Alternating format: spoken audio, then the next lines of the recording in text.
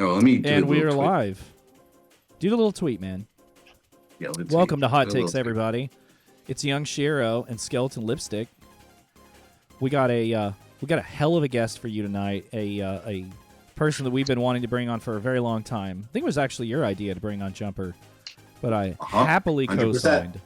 Happily co-signed. Jumper Kimmons has been around for a little bit, not a super long time. They're kind of a newcomer, and they are a musician Made a and a tremendous visualist. impact in the short period of time. Very though. much so. A meteoric rise, doing visuals for the likes of Meteoric My Pet Rise, yeah, Flamingo, Utopia District, and Vapor VA, which of course is Roche Corp and Vincent Van Gogh. We're excited to get to know Jumper Kimmons a little bit better tonight, and kind of pull the curtain back and learn some things about them, and just kind of geek out with them tonight. And we're happy to see all you guys here, newbies and tenured people. Very, very happy that you guys came out tonight. Just a reminder, Hot Takes is a independent art and music talk show, completely DIY, so bear with us. Keep us in the loop if... Oh, Jumper, I forgot to ask you to mute yourself, bud.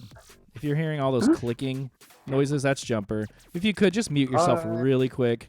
Thank you, man. Definitely want to hear from you in about 10 minutes. But anyways, keep it clean. No racism, sexism, homophobia, xenophobia, etc. Punching up is encouraged. Talk all the shit you want about Kanye West, about Daft Punk. Just no punching down, please. Be kind. The commands you can use, use an exclamation point and type the words Discord, comp, follow, Shiro, Skelly. Well, I'm getting ahead of myself. Shirt. Spotify. Yep. We got a great new Spotify playlist curated just for us by Keith Rankin of his favorite tracks from 2024 thus far. Definitely check that out. Follow the Spotify link. And last of all, I think I put shirt already. Oh, Vaporwave. You can watch the entirety of the stream. So feel free to utilize the commands, and any emojis you type like this one will go across the screen. There is no command for Shiro OnlyFans. Sorry, Roche Corp. Yeah, it's a monumental episode because we've got that mix by Keith. We're gonna have a nice little intermission in the middle of the episode, courtesy of Dan Mason, where he discusses some of his favorite albums and a quick hot take. And some other exciting things. We're gonna be rating somebody at the end of the episode who's gonna be doing a little show after hours. And some other things. I don't want to say everything. I got to leave Skelly something good. We're gonna start tonight with some recommendations, courtesy of Skelly. And then I've got the take, and then we'll get to know Jumper. Go ahead, boss.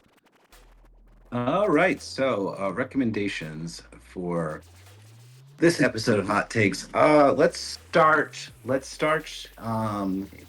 in one end of the musical spectrum, and we'll work our way through to some other ones. First thing I'm going to recommend is an album that is on No Problema Tapes, long-running Chilean dream punk vaporwave record label. And that album is Sassy Things by Gendema. This is definitely within that. Okay, so there's a little bit of this. Is it dream punk? Okay, so there's a sort of music that's kind of been going around over the last year, 2 years or so, which is very dream punkish, but with a little bit more of this sort of almost tribalistic drumming that you'll hear in these albums, and a lot of. You got me. You got my attention. I mean, I'm hoping I'm using the right word, but I would say that the albums are very spacious, and the drumming feels very ritualistic and kind of sparse and travels throughout the songs. I hear a lot of this kind of stuff, and I recommended albums that are kind of like this before, and most of the time I've seen them a lot on Villain, and Yes. This one definitely fits into that vibe. It is Sassy Things by Gendema. It's very interesting because it's not the exact same sort of aesthetic that I normally associated with that kind of music visually, but that's kind of what makes it even more interesting. Is it's got this almost do I want to use the word brat-like aesthetic to it? It's well, in that there's a certain attitude to the music paired with this sort of sound that kind of makes for an interesting interplay, and I find it very interesting. And I've been listening to this album a lot, trying to figure out what's going on, and I haven't figured it out yet, and that's why I like it so much. And I'll recommend the song Minor Cybercrimes from that one.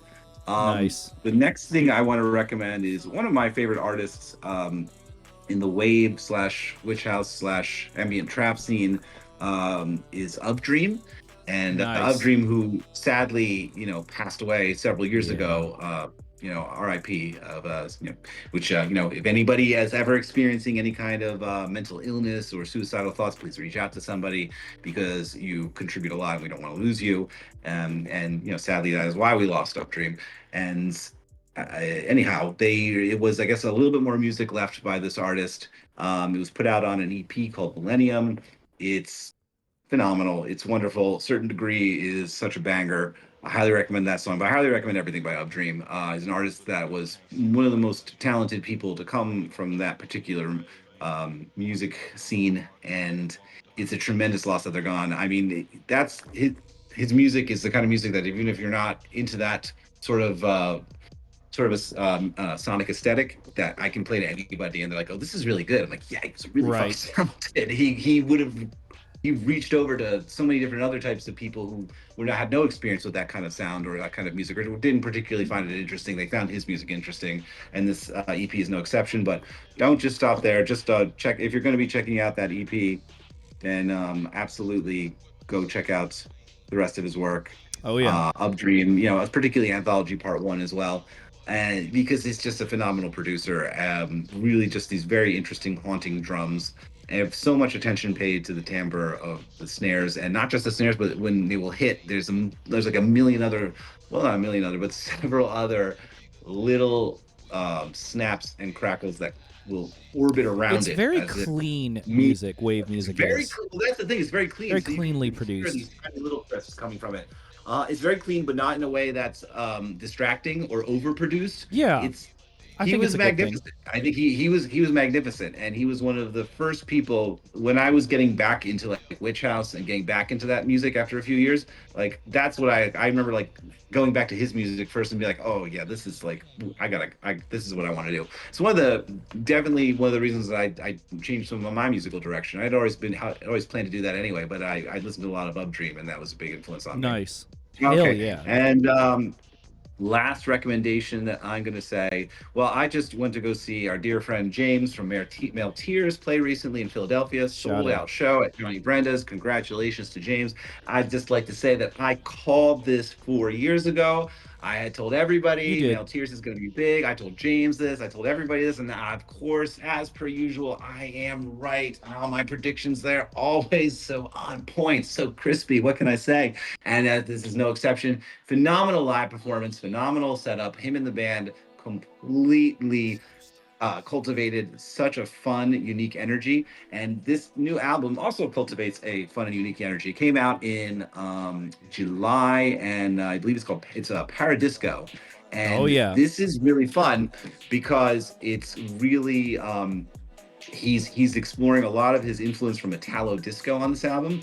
So if maybe if you want to if you want to pick a Male Tears album to listen to get you into it, you want to go to this one because this one is a party, and he has taken the aesthetic and the rhythms of Italo disco and just made it his own thing completely. I'm getting lots of fancy. If you ever listen to Fancy, I get a lot of fancy vibes on this album. And obviously, I just like you can hear the spirit of that classic song Faces travel throughout every song on this album, and it's a nonstop party. Paradisco couldn't come up with a better album title for this album Right. than that. And I just think it's so fun the way he plays around with the aesthetics of goth. And one thing that's missing in goth music, okay, I'm going to get on my high horse for a second here. One thing that's missing in goth music, modern goth music, is a sense of humor. And Mel Very Tears true. has that.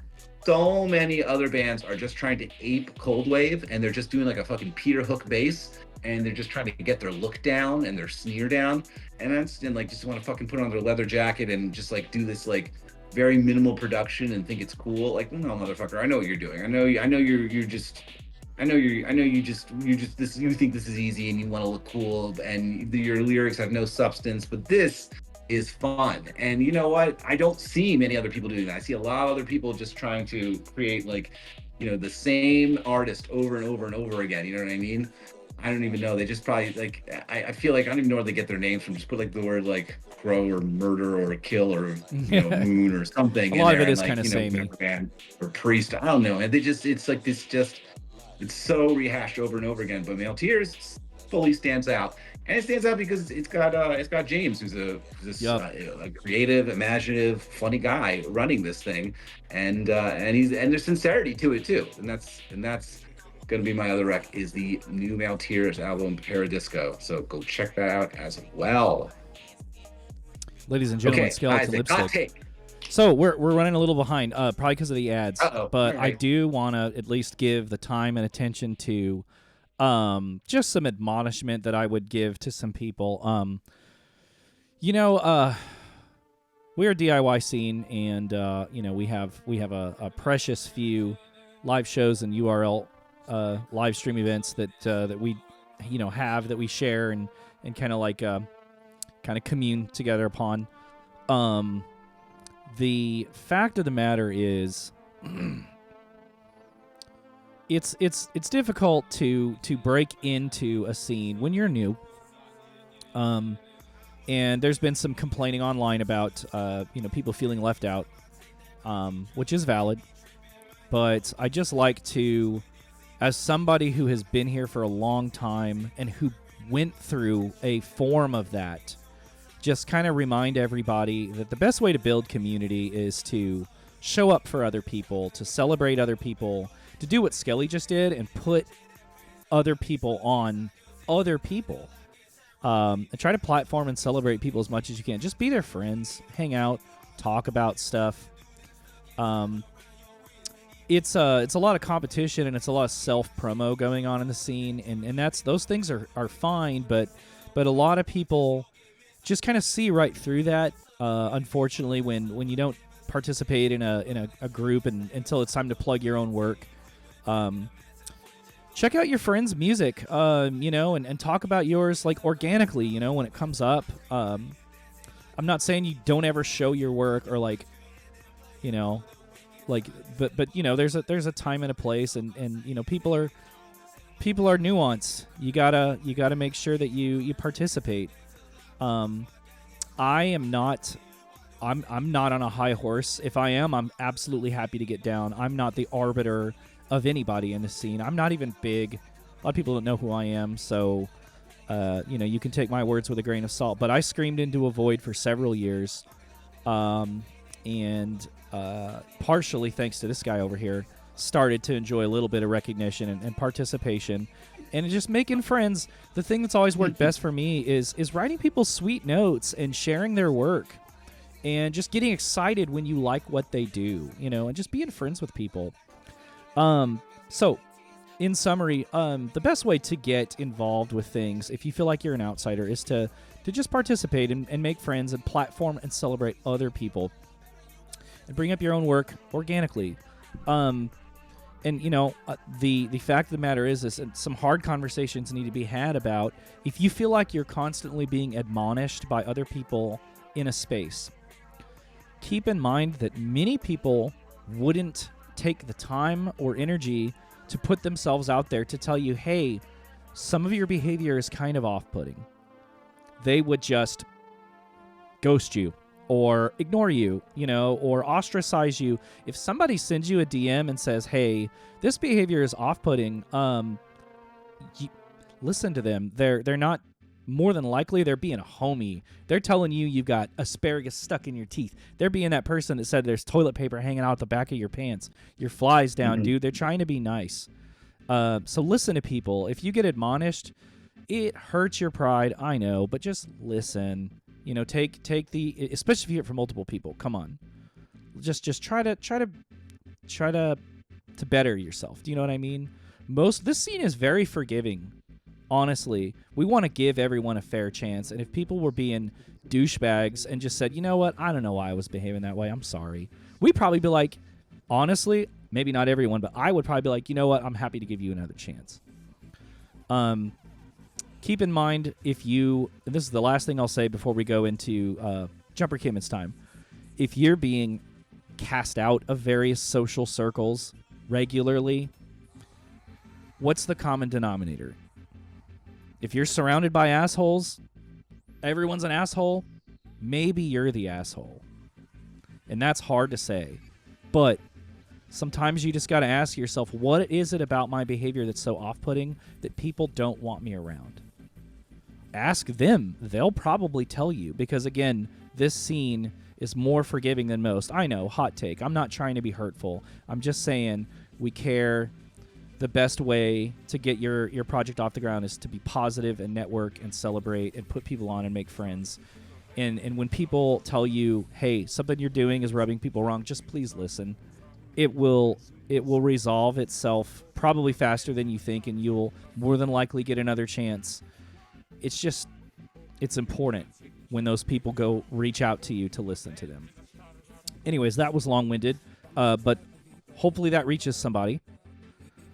I don't want to extend the time that we have to wait to talk to our preeminent guest any longer, but hopefully somebody takes those words to heart.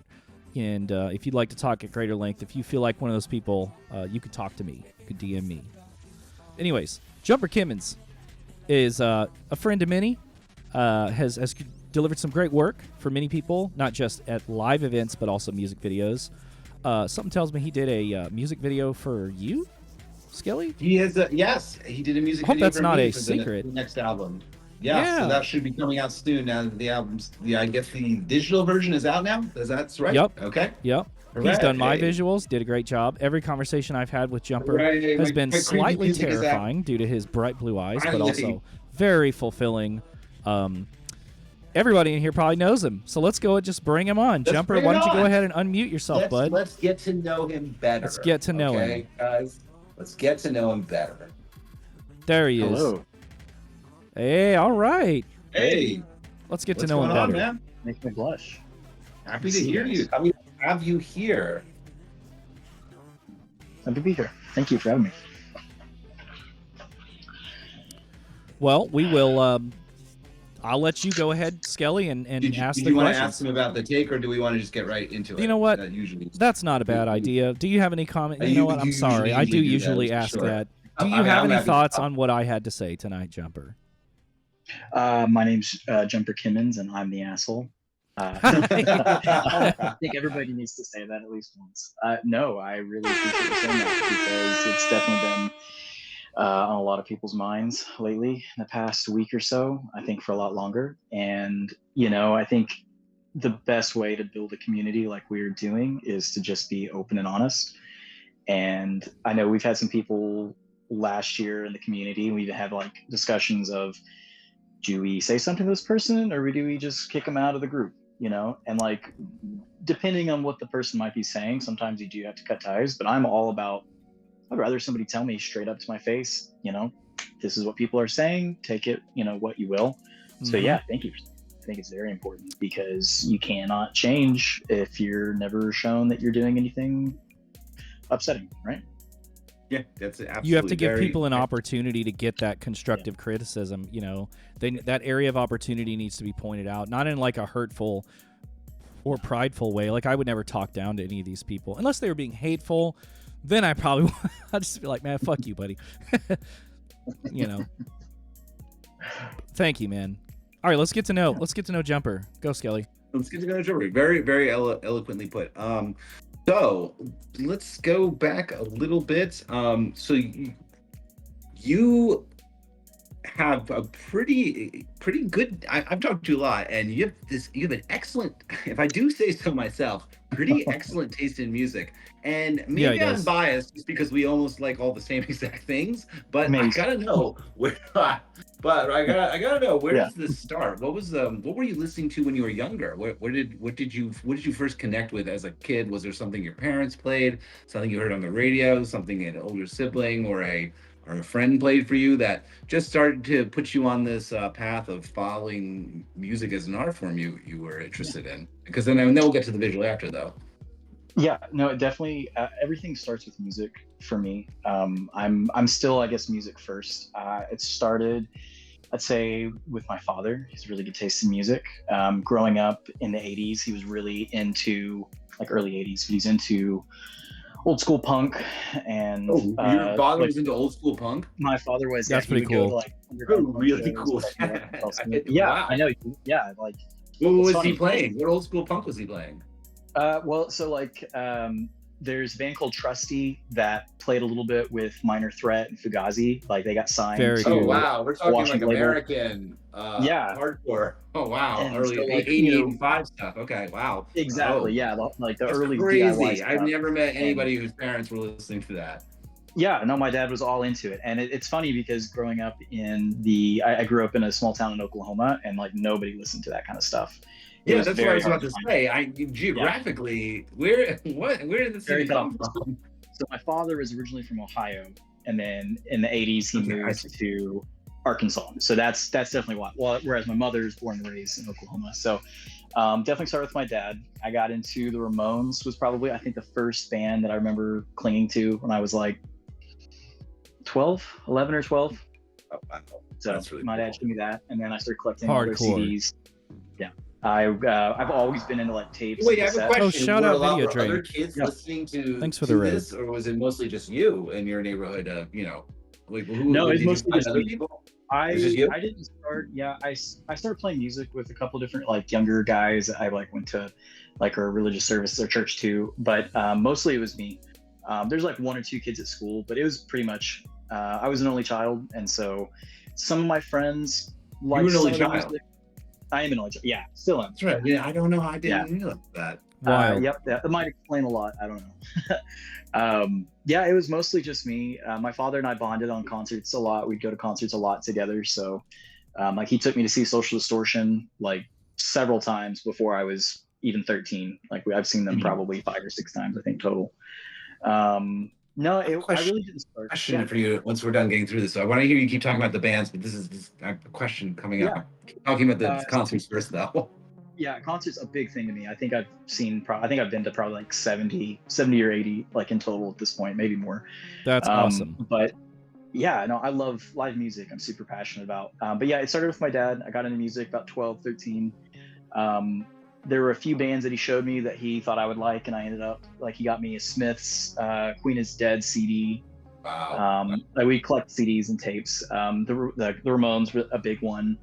Then there were some bands he didn't think I would like, and I still got into like The Cure and Depeche Mode. Those are the other two Oh, that like, I wow. really Well, you latched probably thought onto. that So you're a 12-year-old, you're 12-year-old. it's a little heavy. Will Yeah, probably be interested in the more aggressive stuff, but yeah. obviously you have a sensitive side as well. So there is. I've been told I know once that. or twice. I know. Yeah. So So they kind of tapped into that. Isn't that funny when like you have like your parents or an older person in your life, like they have that thing? They're like, well, I don't know if you're not gonna like this one though. Yeah. I And, remember you holding a sure- Depeche Mode Greatest Hits CD. He was like, "I don't think you're gonna like it," and now I've got the Violator Rose. Oh, nice. Yeah, Yeah. that's so. I love that. I love that tattoo, by the way. Must have been very, very seminal for you then. No, for sure. Do you think when you listened, so obviously you were listening to the punk music, punk rock music, the punk music. You were listening to punk. Well, that's what they kids call do it, this right? The punk rock and music. roll. Listening to punk rock, and that was tapping into the attitude of energy and doing things, and then you find the things like Depeche Mode, and that's now tapping into your inner voice and your the side of you that feels things, right? And Yeah. was the Depeche Mode music and that stuff the sort of the first time you listened to music that access that part of your personality and that side of yourself? Yeah, I would say Depeche Mode, and then like early Joy Division. I had a Substance CD. It was like the first few singles of New Order, and then all of Joy Division, and then The Cure, Disintegration, and then Violator, my Depeche Mode. There's always kinda, albums that like that touch that side of ourselves first, or like music that touches that side of ourselves first. And you was very lucky to have. Not all of us are so lucky to have Joy Division be the one that reaches us first that way. The one that people are like, oh no, it's not. This is a little bit more. You're not gonna. But that sets off a very good tone for the rest of your journey through art in general. It definitely helps. Having good taste. So I have a question for you as an only child. Did you find yourself doing like since you didn't have siblings, and since maybe you spend a lot of time by yourself when you're an only child, did you find that like you would maybe do projects by yourself? Because you obviously nowadays, I look at what you do now and I see you tinkering by yourself, perfecting things. learning to understand the art that speaks to you and the mediums that speak to you best. And do you think that like that was maybe even like the tone for that was set up with being an only child and having time to maybe organize your CDs, look through things? Did you find yourself getting lost in projects as a child? You can use the word loneliness. I didn't want to say Damn. lonely. No, hold on. Just Let me kidding. raise my. Let me I'm raise being, my hand. I'm I totally being, understand that. yeah, absolutely. My brother is 10 years younger than me, right? Yeah. So my brother's 10 years younger than me. So for the first 10 years of my life, I was an only child, and I found myself doing this sort of thing where I would just, Yeah. set up like I would be by myself and I would set up these large, like I would take my action figures and I'd set up these big expansive, I did dioramas of exactly the them same all thing. over and just spend all day like organizing these things and putting them in like creating my little worlds. And I noticed that is something I do now with the art that I do. I'll sit there and just create I'm literally doing that right now with these still lifes I've been doing recently with Yeah, photography. And like I'll just sit there and just make my own little things. I can entertain myself pretty easily. And I absolutely. think that came from that period of my life. Let me tell you, when my brother finally came along, I was super excited because I did not like my parents paying attention to me. I really Oh, could man. never stand paying attention to me. I really couldn't stand them giving me like being around. I'm like this. But that only child sort of thing of being by yourself, particularly if you're an artistic individual, Yeah. you know what I mean? I think that can benefit you if you are an only child and very artistic because it just gives you time to explore that side of yourself. And I kind of did that for the first 10 years. So I'm wondering, did you find yourself doing something like that as well? Absolutely. I definitely spent a lot of time. I used to do like stop animation when I was really little. I would make little videos with like Play-Doh and have my really Oh, that crappy makes so camera. much fun, of course. Oh yeah, I did all of You that. made But I think stop motion? Do you I have did, any of yeah. them anymore? Do you have these I don't videos? know. Wait, I you probably made find stop them. animation videos? They're in the ether. They're inside all of us now. Oh, man. No, I would definitely say like spending time. I'm a little bit of a control freak when it comes to like the stuff that I do, and I'm sure that stems from being an only child because it's just I'm my own, worst enemy when it comes to like creating and thinking about things and just the creative process. And it definitely is part of the hobby that I'm in. I started like my dream for a long time was to be in a punk band or some sort of band, and it would kind of like take off. I'd get a decent group, and you know how hard it is to it's hard enough to get two people on the same Oh, page real versus shit, dude. four. I just stopped God doing that, damn. and that's when I became a music producer. Exactly. Like I Well, can't do that that. kind of I can't. This is difficult to get people to do anything. led into like getting into the visual side of it. I was always interested in that aspect anyway, but it was also like I can go ahead and have kind of complete control over what I'm doing. I have all of these boxes and gizmos and gadgets and stuff that I Yeah, can, we gotta get into that soon. We gotta definitely. get into where that starts soon. So you think the seeds for your ability to lose yourself in your art and to also, curate and pick the sort of medium that speaks to you. I think that's the thing too. I think that's a really difficult thing as an artist is to figure out the mediums that really speak to you. And rather than getting lost on doing too many things that aren't exactly who you are, you know what I mean? Just find the stuff that you like to do and to continue to get better at it. You know what I mean? Go And to be a continue to expand specialist in through something. it rather than away from it. You with what you do, there's a million different avenues to go with the materials that you use to create your worlds. You know what I mean? So I always love when sometimes you get in these like on Instagram. I obviously anytime you're on the Instagram doing things, I'm always following it. And anytime I see you getting into a project, it's always fun to watch your progress. Because I'm like, wow, he's just learning a whole new technique for this new thing he wants to do. And how did you figure out that visual arts? First, how'd you figure out visual arts was a direction you wanted to go in? Yeah, so it started kind of at the tail end. I was playing music with the group. Things were going great. We had just What kind of built music were you playing? it was like Oh, folk rock, kind of like in between. nice. Hell I yeah. really I got really into my pedal board like in 2018, 2019. Oh my God! Right, kind of right around It makes so much sense. Of course, you were just yeah. shoegaze. The pedal board. Shoegaze is like exactly the what you were best gravitating non-electronic music of all time. Yes, I was Isaac a was a massive big. Isaac pedal said that before he discovered chillwave and then vaporwave after that, he figured he was going to be a shoegaze guy. That was the You have end of the such a line good for him, memory. for I'm for the new flattered. music for him. I thought Yeah, I'd be a well, shoegazer forever, man. You said I you quoted. You said that many times. I mean, you True. still are a little bit, but now. Yeah, for sure. So I had a group, and things just kind of fell apart. Everybody was going on their own way in life, and then it wasn't long before the pandemic hit, so it would have got shut down anyway. Okay. But right before we stopped, I had a VCR. I've always had a VCR, and I collected tapes as a kid anyway, into my adulthood. And I kind of got to a point where I was buying tapes without a reason. It was just like I'd go to a thrift store, go somewhere, and it got to the point where it's like, what am I going to do with all of these? I don't have time to watch them all. A lot of them are movies I've already seen a bunch. Well, anyway, I also had this like really crappy projector, and I thought, hey, wouldn't it be cool to bring the projector to band practice and play and set it up? And I did that a couple of times, and it seemed like it looked cool. And the VCR was starting to die, so it already had a lot of its like static built into it. It was already kind of glitching out. You have that VHS aesthetic, Nice. and I thought that looked cool. So that kind of started breeding stuff in my head. And then the lockdown happened, pandemic happened, so everybody got a lot more free time for a few weeks for some. And honestly, I think it started with, I was into my guitar pedals, and I was Googling to see if there's any way that I could use a guitar pedal to manipulate a RCA signal or a video signal. Oh, that's fucking cool. That was my thought, like one of my late night thoughts. Oh wow. So it did come from shoegaze, basically. So I'm like, and Nice. long story short, you can't really, there's some stuff you can do, but you really have to like mess with stuff. But it got me onto a Reddit post for what they call a dirty mixer. It's called a Carl Klomp dirty mixer, and I think I've got one. I see some Young Shiro stickers back there. More importantly, yes, someone's got good taste.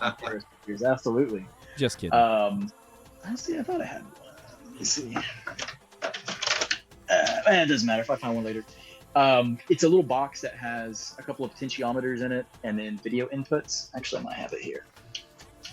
Yeah, I got one right here. This is one that I made. DIY. Oh yeah, so I used the Sega Genesis hardcore. Nice. So, PGA Tour Golf, the cartridge. Yeah, I had to have it. So this would be like, actually, I think I've got the first one I ever made too. Let me see. Here. Yeah, this is actually what started me as Jumper Kimmons.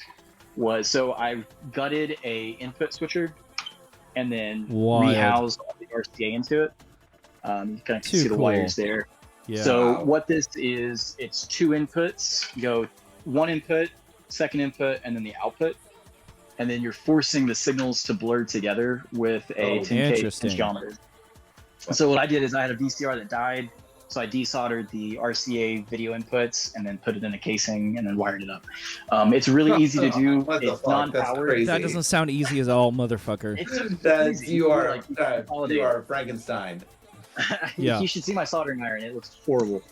But that was the first thing that I found. So like doing the research with guitar pedals, it's non-powered. It's analog completely. It's literally just two inputs into one output. And so my early videos, a lot of it is just like that's where the glitching, where you see like the layers and the scrolling going up and down. You have really little control over it. Just you have more feed one or more feed two.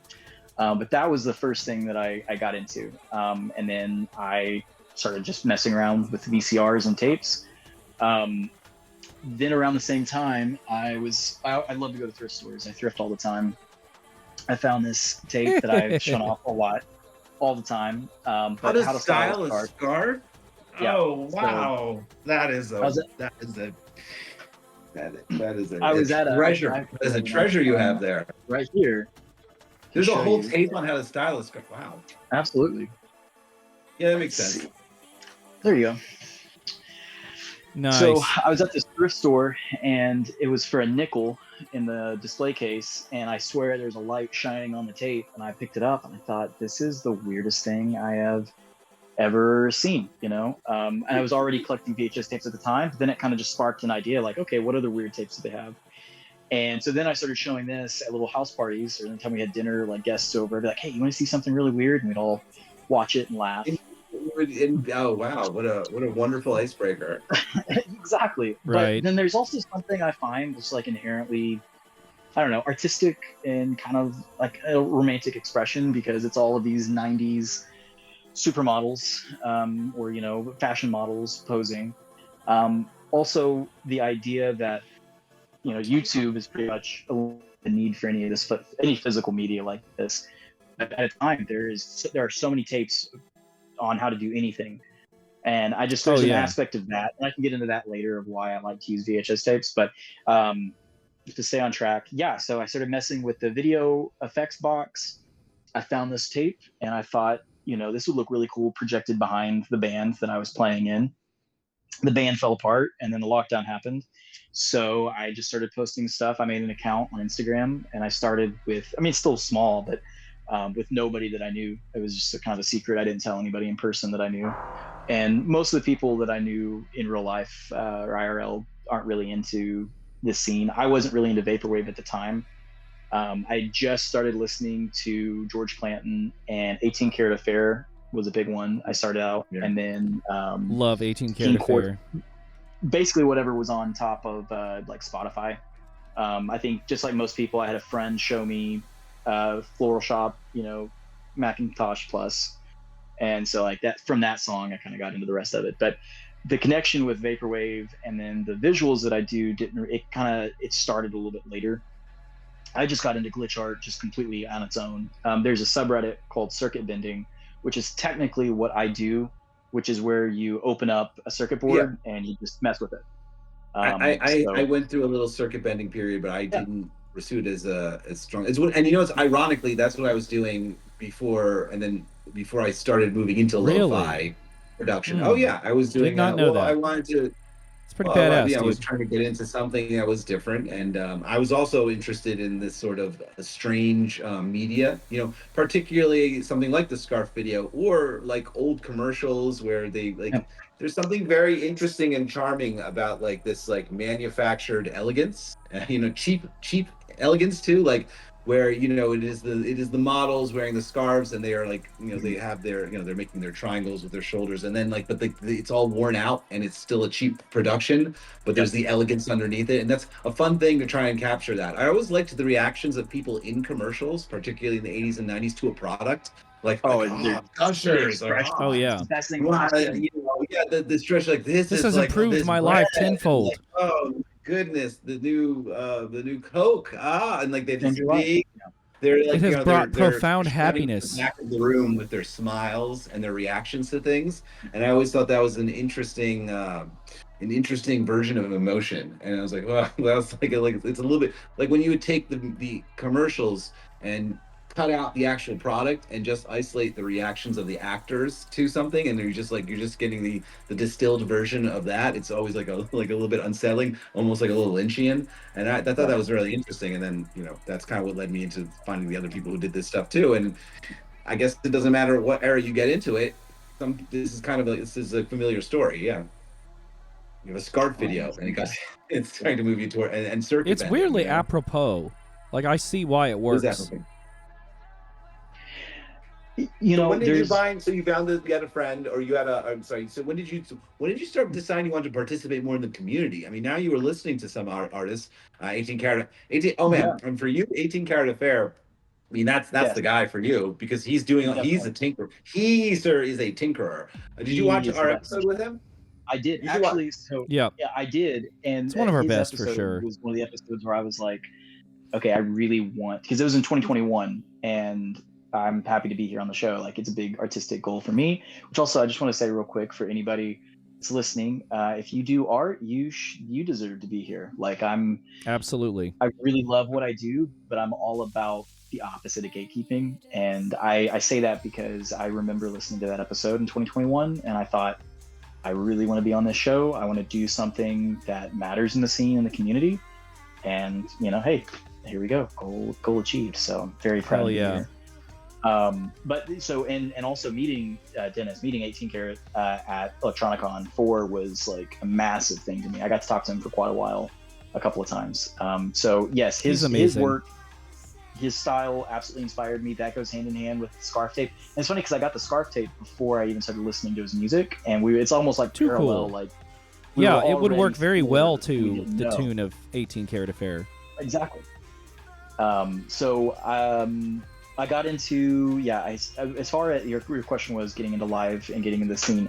So I went to a George Clanton show in Austin And Sick. it was right after the pandemic lifted. It was before What venue was Econ. it, if you don't mind me asking? Yeah, of course. Sorry to interrupt. No, you're fine. Elysium, I think it Oh, was. nice. Because it was part of they've done it the last couple of years. What's the festival that they do in Austin? Usually his label has like Levitation. Well, there's Austin City. Okay, Levitation. Formerly Austin City Limits. So, yes. So I saw him, and there's a big Magdalena Bay, who are like huge now. I got to meet them before, like they were still really small, do meet and greets, and now they're at Lollapalooza and stuff. There's a couple of, it was mostly the 100% label. That show definitely inspired me. Like I was already doing my little videos, and I had a couple of artists who I'll mention at the end that I do want to shout out that I worked with early on that were not vaporwave, but they, that was really when I started seeing the community. And then the time that really sunk in was at the tape swap for Econ, because I ended up getting tickets, and I flew to New York for Econ 3. And seeing the tape swap was a magical day, wasn't it? Magical experience. It was, and it's funny because I went with two buddies who were supportive, but not like they went into it and they were like, "This is one of the weirdest rooms," they were like, "I've ever been in." They were at the tape swap for maybe 10 minutes, and then they just went outside. And then when Shiro jumps on the decks, that guy doesn't know what he's doing. We're like, "Oh my god!" But then. And it was funny because when I came out, because I was inside for about like 40 minutes, and when I came out, they were like, "You found your people." And I was like, "I think I have, yeah, I definitely." Incredibly validating feeling, isn't it? It was great. That was definitely where I got to start, because I met the My Pet Flamingo crew. I met Enzo there. Shout out to him. He's an amazing person. Just talked to him the other night. Great guy. And I started talking to him because I bought, and also one of the first, I think the first record that I bought, Vapor record, was your Skelly's collab with Lux. Yeah. Ooh, you have good taste. That was the first with artwork by Keith Rankin. My album with Lux was your first physical media. That was the first. I didn't realize it was your first. That's really special. That's why I brought it to get signed. Like, I was the nerd getting everything signed the next day. So the tape swap was a big aspect for me. It was really cool because around the time that I got there, Data Girl, I don't know, I figure out how she likes to say it. We'll go Data. She was playing. And it was really cool because then fast forward a few years, I got to do visuals for her in LA. So like that was a full circle moment. Very cool. But seeing her play her set there, and then that's where I met Runners Club for the first time. I'd been talking to them a little bit online, and then they were like in the crowd and we recognized each other. So the tape swap was a big deal. Well, the next morning I was nursing a pretty serious headache from staying out all night, and I remember Small Black and Vape both posted a message that they needed a merch guy for Econ, and I was in the hotel lobby and I replied to it, and within I remember talking to you and you being like, "I'm doing the merch now." Like that escalated. Like I remember just talking to you earlier and like just being really nice to meet you, and it was getting to meet you. That was really cool. And then the next minute you're like, "Now I'm running merch." I'm like, "Whoa, this dude right now." Yeah, so that was a really cool moment. They were like, "When can you get here?" And I was like, "I'll hop on a bus right now." So like 10 minutes later, I was cutting the line. The line was already, way around the corner for people to get in, and I got to go inside and see the sound check and meet everybody that was working it in the event. And that was, I would say, definitely Econ 3 was like a big inspiration for me. I had already that was one of my favorite times. I had a phenomenal time at Econ 3. That was a good one. Me too. Econ 4 was great, but Econ 3 was like a damn family reunion. Yeah. Econ 3 was really good. I like that one a lot. That is, that was really good. That was a really good one. Even the club stage was good. Time. They were all good. I think every stage there, so many of those shows, like I will never forget. And I just remember that was like where I got the idea. I really wanted to try to help do my visuals live, because I'm all about like supporting the artist, and some of the artists had visuals, but I felt like, you know what, there can be more here. So hell yeah. Scully. Wait, what? Who? Oh, what? I thought you were gonna say something. My bad. Oh, you can interrupt that, man. It'll be all right. I always have something to say, but continue. But yeah, so Econ 3, that's whenever I started getting like the goals. So then I was already doing some small like videos on Instagram for artists, but then I started reaching out, like connecting more. A lot of the people that I met there, I stayed in touch with. And then I would say that fast forwards to, let's see what happened first. I got in the Discord community, so that was a big plus there. And there's a couple more people that will be shout out a few times here. But I started in FM Skylines Discord, so I met a lot of I need to friends join that that are one. in the chat. You do. It's really, really good. Yeah, I It's, really do. I need to sub love to his stuff like shit. Pete. It's so refined. Great work. And he is so great to talk to. He's so like, he Oh loves yeah, interacting I with love people. talking to Pete. And the dude's a genius, man. He He's is so such smart. he is. And He's so kind. skilled, and he's such a positive guy. Like, sweetheart. I remember when I first met Pete. It was at the first Econ. I had gone to go hang out with Surfing, who was at a hotel, and Pete was staying in there too. We were gonna go hang out by the pool, and Pete was like hesitant about me at first because he had heard that I was a surgeon, and he's like, this guy, I don't know, he's gonna be. And then he met me, and he just like we partied. I And remember then this. there was a show later that night with Surfing and 18 Karat. And like Pete comes up to me after a few beers, he's like, I thought, when they told me you were a surgeon, I was like, what's this guy gonna be about? And then he's like, you're so fucking chill, man, and like slap me on the back. And it's I feel very validated by that experience. Isn't that what Hotel Pools called you before he like knew who you were? Yes. The surgeon. The surgeon. Yeah, shit was. I think it was Hotel Code Pools. name. Yes. Correct. So you got started in the FM Skyline Discord. Didn't mean to derail the conversation. No, you're good. So No, I then derailed it. involved- Go on, continue. I met some friends in FM's Discord. Then that's when I, for better or for worse, got in cahoots with Rogecore. No, I love Roge. Shout out Rogecore. For sure. No, him and I became really good friends, and yeah, we were just talking in Pete's Discord, and he invited me to his, and then it grew really fast. We started inviting a lot of people to it, and the community I feel like is super, super sweet, and everybody's very, I don't know, it's a very friendly atmosphere. Not that any of the other communities and servers aren't, but it was nice from his because he was just there for support and promoting people. And like, oh yeah, I remember talking to him, at the start, like we were just kind of talking about our goals and what our plans were, and we've both been able to reach them. I remember him saying that his plan for a long time was to throw his own event, to promote his own festival. Yeah. And so him getting to do that, and he asked me like early in the year, like, if I ever do it, would you work with me? I was like, absolutely, like, no question. And for me was doing some live shows.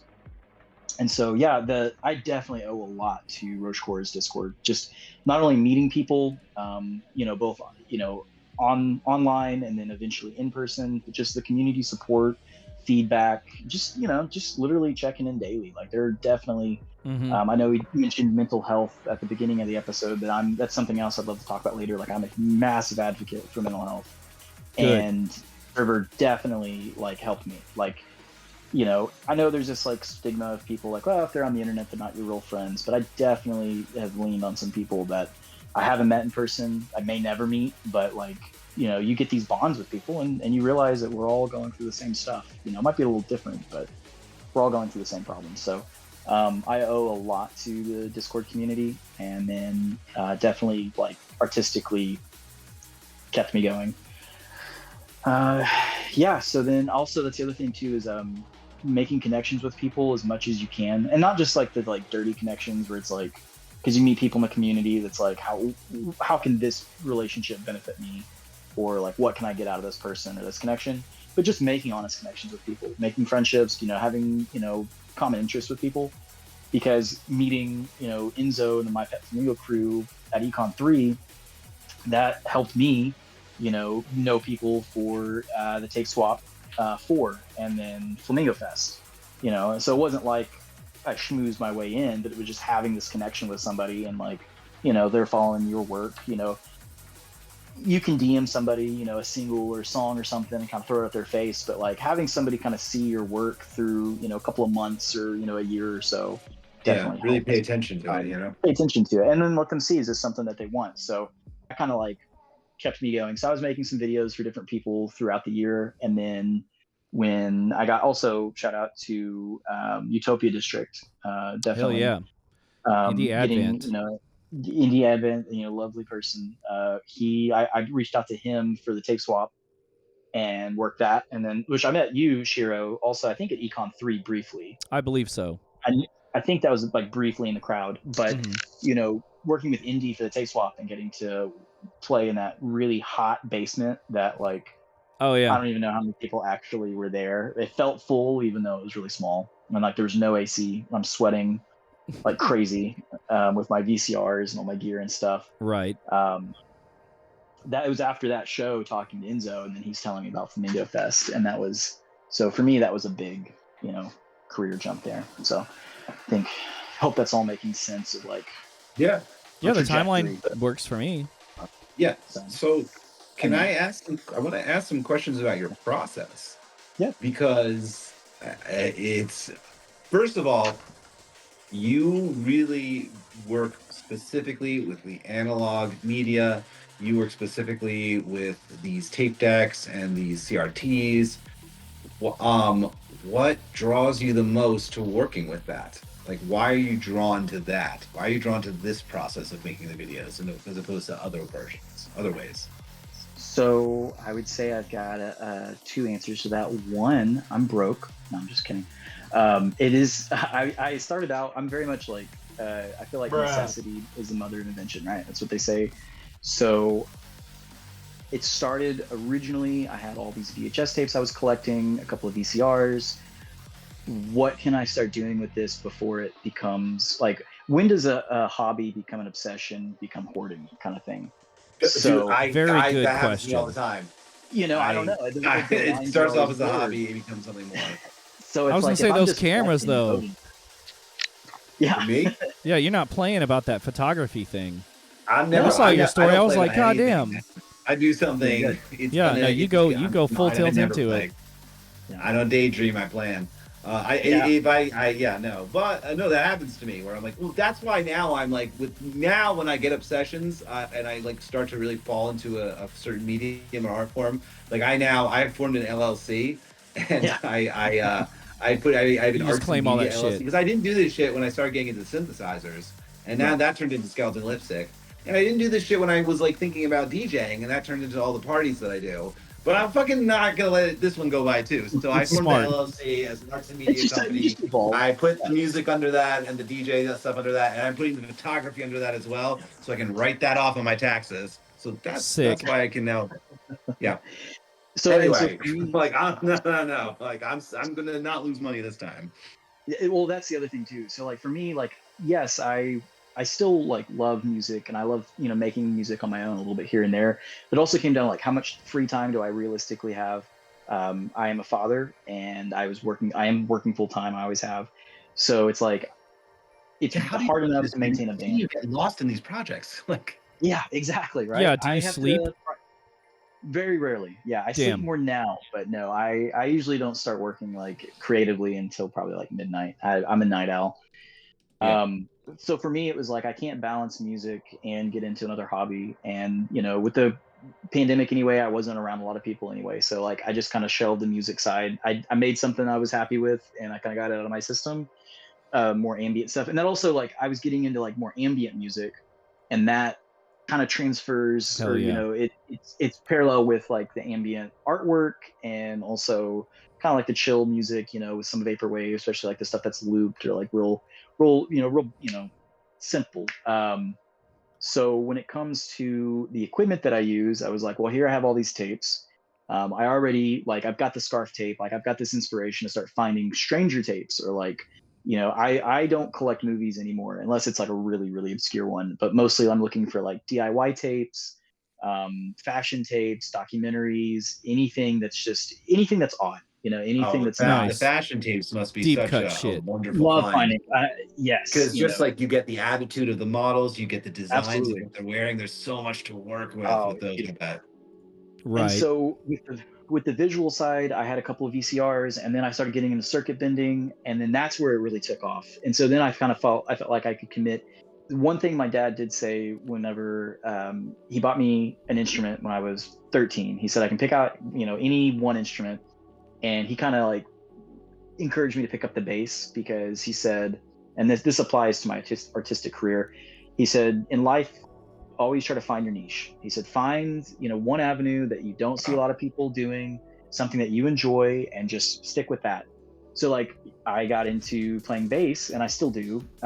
That's the only instrument that I consider myself like a bassist, but you can play with a lot of different bands because there's a lot of bands needing a bass player. So like that was my niche, and so I found a lot of different avenues and a lot of different groups and got a lot of different feedback from them. So then I started thinking about artistically, okay, I already have all these tapes. I'm already having to do it, analog with the VCR. I'm just going to commit to that. At the time, I still don't have like a really nice computer for video editing, but I just thought, you know what, I'll do as much as I possibly can analog wise, which then kind of the other hand of why I do enjoy, and I can show you my stuff in just a minute. Something I really like about the analog process is, this is where I'll get on my weird tech high horse. We live in a digital age that's only increasing, everything, physical media is on the out. Everything can be done pretty much better on your phone in most cases, in your pocket. Everything is, I don't know, it's just, we're living in a digital age. So for me, I already have this like real nostalgia growing up. I spent every summer with my grandparents, and my grandmother sold Avon in the 80s and 90s and early 2000s. And so growing up, it was like every week. Iconic. She was like a top seller. Yeah, she'd be like, you can pick out a VHS tape. So I would pick out movies that I still have every week, and it'd come in the mail. And so I already have this nostalgia for tapes. But then also you think about, sorry, I've just hit puberty, so my voice is cracking. You think about, pretty soon, most of this physical media is not going to work anymore. VCA, belts break down, capacitors go out, tapes get moldy, or they just, it's sad. They're all going to die. And even though like there are some new tapes that are kind of like made for promotional movies, I know Terrifier 2, I think, got a VHS release. Ooh, at Walmart, very or Target, interesting. or something. Yeah, like there's people love that series. I've never watched it. Yeah, I haven't either. I do. It's on my list. People who really like, a lot of girls really like that series. I find it's like the Deftones of horror movies. I see a lot of pretty girls watching it. I love the Deftones, and I'm so happy they're getting popular. But that's where I feel like an old man, because I was listening to Deftones like 15 years ago. Right. So for me, like I love using an analog medium, especially live. I love using VCRs and all this equipment that can die at any moment, and in many cases has on me, just because I know in the next, 10 years, 15 years, they're all going to be, for the most part, non-existent. And so for me, it's like, okay, I can take an artistic path, I can use, a medium that has a shelf life, and just kind of try to do as much as I can with it. My ultimate goal would be to get some better equipment to digitize everything, and that way, once everything does start to die, I can still have my collection, and I can still try to like do my editing and stuff that I have. When you digitize it, it still has all the artifacts and everything still, correct? Yeah, it's just a digital file. Yeah, and, very cool. I mean, exactly. It's still a digital file. You're right. It still has the artifacts. You know what I mean? In the same way that like, you make music with the analog synthesizers. You record it off. It's still made with the same. Yeah, but you take photographs with the with 35 millimeter film. You scan it. It's still it's not megapixels. It's grain. You know what I mean? It's still true. that. Yeah, very true. Well, hey, we got started a little late, so maybe 10 more minutes of questions about Jumper, and then we'll do the mid section. Okay, let's keep talking about the I want to keep talking about the Let's fun do things. that before we go to audience questions. So I want to keep talking about the fun things. Nice. Let's get a look at that equipment. I love working as much with real things as possible in most of the art I make and most of what I do. So I really appreciate this. Yeah. For those listening in on a podcast, he's showing all his equipment off, all his mixers and so VCRs and other things that I don't know what they are. This is fucking crazy. Wow. Yeah, this is pretty cool. I've got feedback because I'm looking at the Twitch stream. Okay, so I think you can see kind of. He's gonna glitch us live. So the way I've got 4 VCRs running together, so nice. All 4 go into this mixer. 2 of them go into this mixer, and then this one is my MX1. This is one of my favorite units that I have, so it can have all 4 going into it. I've got a media test, like a preview screen here. I've got a couple of glitch units that this one's made, I think, in Argentina. little guy. I think this guy hand makes them. This is a box that I modded myself. I'm trying to keep up. Too cool. It's delayed. Crazy.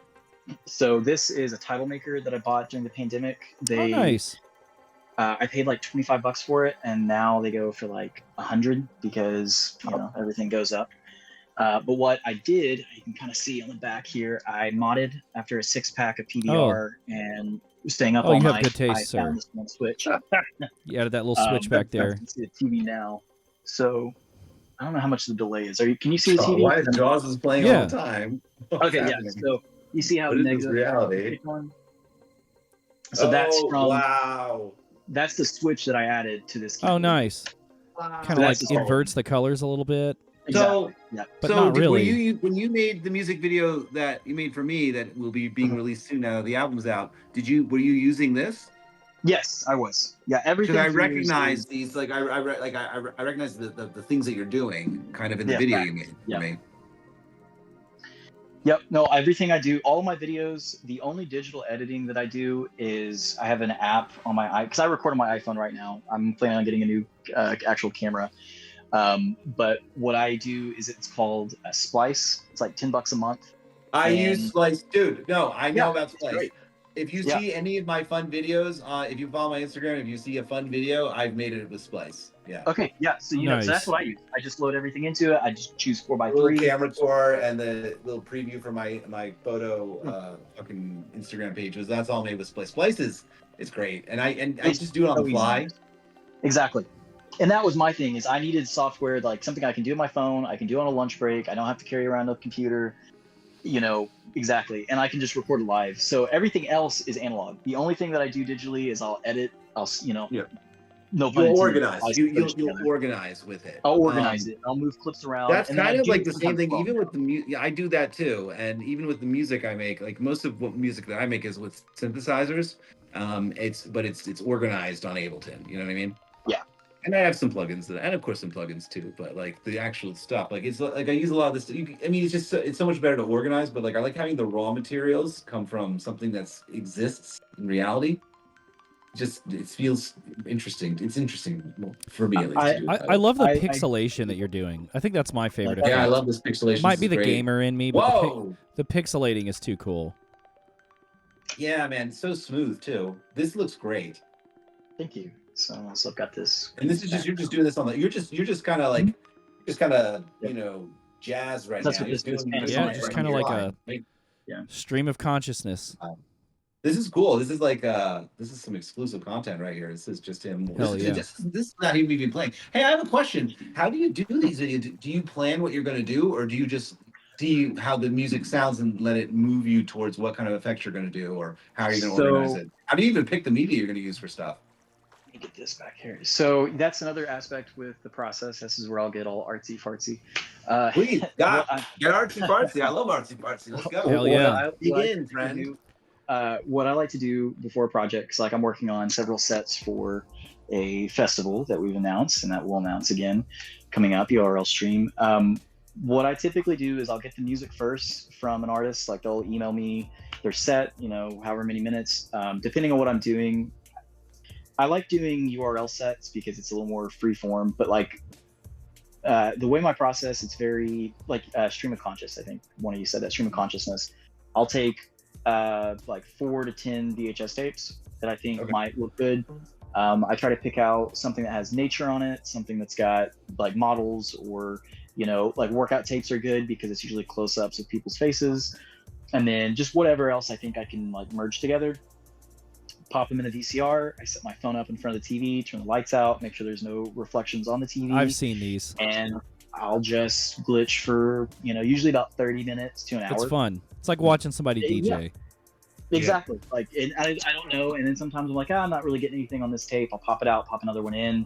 And then sometimes I'll think, okay, that looks really cool. Let me pause that tape and wait until I can fade something else. Because that's something else I'll do. Let me turn this effect off.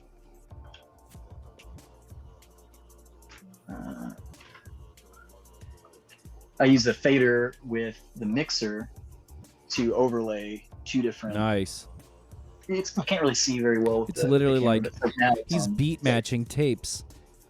Yeah, and that's why I like working live. Is I do try to like glitch and twist the knobs in time with the music, or like transition changes. Oh, that's in cool. time That's too with the cool. music. And so that's what I do when I edit music videos with my phone or with Splice. I'll then take the 30 minutes that's raw footage, I slow it down to like 0.7 speed, so like 30 minutes becomes maybe like 45 minutes to almost an hour. So like 30 minutes of like footage, especially if I'm jumping around scenes, I can get a lot of different clips together. Nice. And then I slow it down and I just start trimming everything. So anytime there's like a black screen or something that doesn't look interesting, I'll delete that. And then I'll put the music in and I'll listen to the music while I'm working for, I'll spend hours on it sometimes, just like thinking about, but then also like with Splice, you can zoom in and you see the EQ of the music. So I see where like, you can tell like the spikes and the pitch and the beat and whatever. And so like I'll match the clips to transition changes. And most of my videos are 4:4. It's just easier to like edit in that time. So basically every fourth beat, I try to at least change the clip to something else. Oh, that's cool. Good on you. Yeah, this is no shade or shame to any other glitch artists. Like I said from the beginning, like I'm not a gatekeeper. I think I try to say there's no such thing as bad art. Obviously, if it's ever like intentionally like hateful or it's targeting somebody, But other than that, like if you're having fun doing something and it means something to you, that's great. Like I don't mean that condescendingly at all. There's some glitch artists that kind of go like they're really bright flashes and it's just almost like seizure inducing. If that's what you're into, that's really cool. For me, and what I found is it's like somebody can look at something glitched out for about 10 to 15 seconds before like they kind of get bored. So with the videos that I make or my clips, I try to keep it interesting, not constantly changing, but I don't want to give anybody a headache too long. So that's why I try not to I try to be tasteful with the effects or the distortion on it. You can tell watching the work, like I've watched a lot of your work, you can tell that like when you're like, if you're doing an effect, when you need to move to something to prevent sort of a visual exhaustion, you know what I mean? That's a good way. Yeah, exactly. That's how I put it. Like it is exhausting. Like if you're looking at something that's just constantly moving, and your eyes are trying to focus to it. That's also the other aspect to the stuff I do.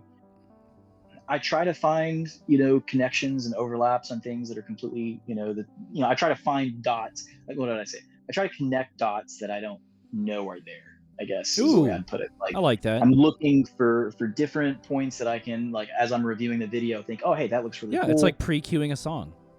And so. Am I going to overlap the quiet part? Am I going to do what do they call it? When they swap the drops, drop swapping. That's yeah. Jumper Kimmons, ladies and gentlemen. Yeah, there's always like kind of like unconscious themes that go through all art or all different kinds of media, and you can kind of sense, even if you're not exactly sure what it is, you can kind of sense it. Like, this face right here, the way she's moving her face, sort of reminds me of like, I don't know, the movement of the ocean in this other video right here. There's like this sort of like unconscious. It's not hard to explain. But like this will flow into this for some reason, and I imagine you're looking for that because you're working with these tapes that are very different from each other occasionally. Like we say, like there's a workout tape here, or like I don't know, like some other like commercials here, and I imagine you're just looking for those sorts of themes that can like move things along. It's interesting. And thank you. And so actually that's what my next step is, what I've been working on quite a bit. I've been making mixtapes. So like when I did I2K in Virginia a couple months ago, I did the same thing when I worked at Flamingofest. Like for Runners Club, I made you tape. Sure, I put your asset. You did, and then tape. I brought it back to I2K, and you used it again. That was so cool. That was so great. And then Hillary took a picture of the photographer. Yeah, took a picture. Shout out her, by the way. Shout out Hillary. Listen to this when she listens to this. Very skilled photographer. Amazing photographer. She was. I told her before she was an artistic goal of mine that I was super happy to have met, because going to a lot of vapor shows and Electronicon, and I met her. I think at Electronicon, and then at the music website launch party I went. Anyway, I wanted to have a picture taken by her, and she did it at I2K, so that was really cool. But so what I've been working on though are mixtapes, which is where I take a bunch of different VHS tapes, press record on a master TV or master VCR, and just clip by clip. So I've got one that's just commercials. Cool. It's like an hour and a half. And what I also this is where it gets really nerdy, is I go onto eBay and buy a blind box of pre-recorded tapes that I don't know what's on there. Ooh. And Oh, yeah. I've seen some of those. 60 tapes. Yeah. Yeah, and so I just press play and I put it on at night and I chill out and I watch it, and I think, you know, it's kind of boring for probably everybody else, but for me, I'm just like, you know, I could see how that would be really interesting. You know, Yeah. like, okay, this like 15 seconds is gold. Like I'm gonna like, I'll even mark it like at what minute like on the tape, and then I love you it. know. So anyway, Can you imagine where you would be without like the art and the things that you do? Like, well, where would you like? I think about this a lot too myself. Like, what would you do? Like, I wouldn't. I don't know how Right. people don't have these sorts of weirdo sessions. it's the most fun. And Like, are compelled to make things. Like, I mean, like, you seem like someone who there's no way you couldn't not do this. You know what I mean? Like, I love it. It is a beautiful time to do this. Fellas, I think it's a particularly perfect time to go ahead and run the Dan Mason spot. Oh yeah, and then Let's do the Dan transition Mason into spot. the guest Dan Mason. question. So Dan Mason agreed to give us his 3 favorite albums, or 3 of them, and a quick hot take. So we're gonna run that video. Shout out Dan, and then we're gonna come back and take guest submitted questions. Hey everybody, it's your boy Dan Mason coming at you with some of my favorite albums of all time right here on the Hot Takes Vapor, baby. First up on my favorite albums of all time, it's going to be New Edition's Heartbreak. Literally the best New Jack Swing album out there. Literally hit after hit after hit after hit on this album. So good. Some of my favorite tracks on it definitely got to be like If It Isn't Love or Can You Stand the Rain. But like literally I could pick any song off this album and listen to it any day.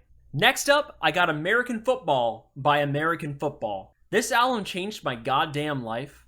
Literally introduced me to the entirety of Midwest emo. I was always an emo boy at heart, but when I found American Football, I was like, this right here, this is the shit.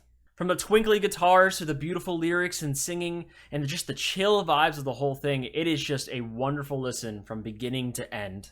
Some of my favorite tracks on it, obviously, Never Meant, classic freaking opener, probably the best opener to any album that I've ever heard in my life. The real star of the show, to me at least, is Stay Home, though. That track just like hits it like perfectly. Love that track so much. And finally, my third favorite album has got to be Souvlaki by Slow Dive. Literally every single track on here is a masterful piece of shoegaze like wonderfulness. Of course, you got classics on the album like Allison and When the Sun Hits, but for me, my favorite track on the whole album's definitely got to be Dagger.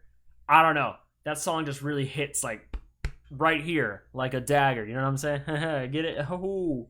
Anyway, my hot take. Vaporwave is dying. It's been dying.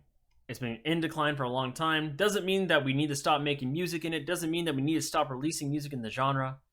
All it means is that we're not at the peak that we used to be a long time ago. I really do think that the height of the genre was probably in 2019, and it's just been either stagnant or in decline. And this is a hard pill for even me to swallow, because I love this genre, and I love the people in the scene, but hey, everything is cyclical, you know? It'll come back around. We just got to keep at it and keep doing fun things. And it doesn't mean stop making Vaporwave, because Vaporwave is fun to make, or making Vaporwave adjacent music. Keep making music. Keep participating in your scenes. But we need to do something to really revitalize this community, because it hurts to see it go into decline like this. And I'm not really sure what it is we need to do exactly. I think definitely doing more URL shows and IRL shows is definitely keeping things alive and keeping things going. And I think we need to not let that go. But at the end of the day, it's like we need some sort of big push, some sort of big like community thing that kind of gets things going and gets people excited for things again. But hey, I don't know. I might just be projecting some personal feelings that I'm going through and been going through for the last couple of years onto all of you. So, hey, I might be wrong, but that's my hot take. Anyway, didn't mean to end this on such a somber note, but hey, I want to thank Hot Takes and all y'all for letting me come on here and spew my little hot take and talk about some of my favorite albums. So, take care. Yeah, Midwest Edit. And we are back on, well, I, for one, definitely Right. appreciated the shout out of Souvlaki, you know, since it is I the knew you were superior. gonna say that. I was like, I'm just kidding. I just where like it a little Dan better. stands on your famous question, And obviously. on the New Edition album, I remember texting Dan and being like, is that the album with You're Not My Kind of Girl on it? Which is not as well known or lauded as If It Isn't Love or Can You Stand the Rain, but I fucking love that song.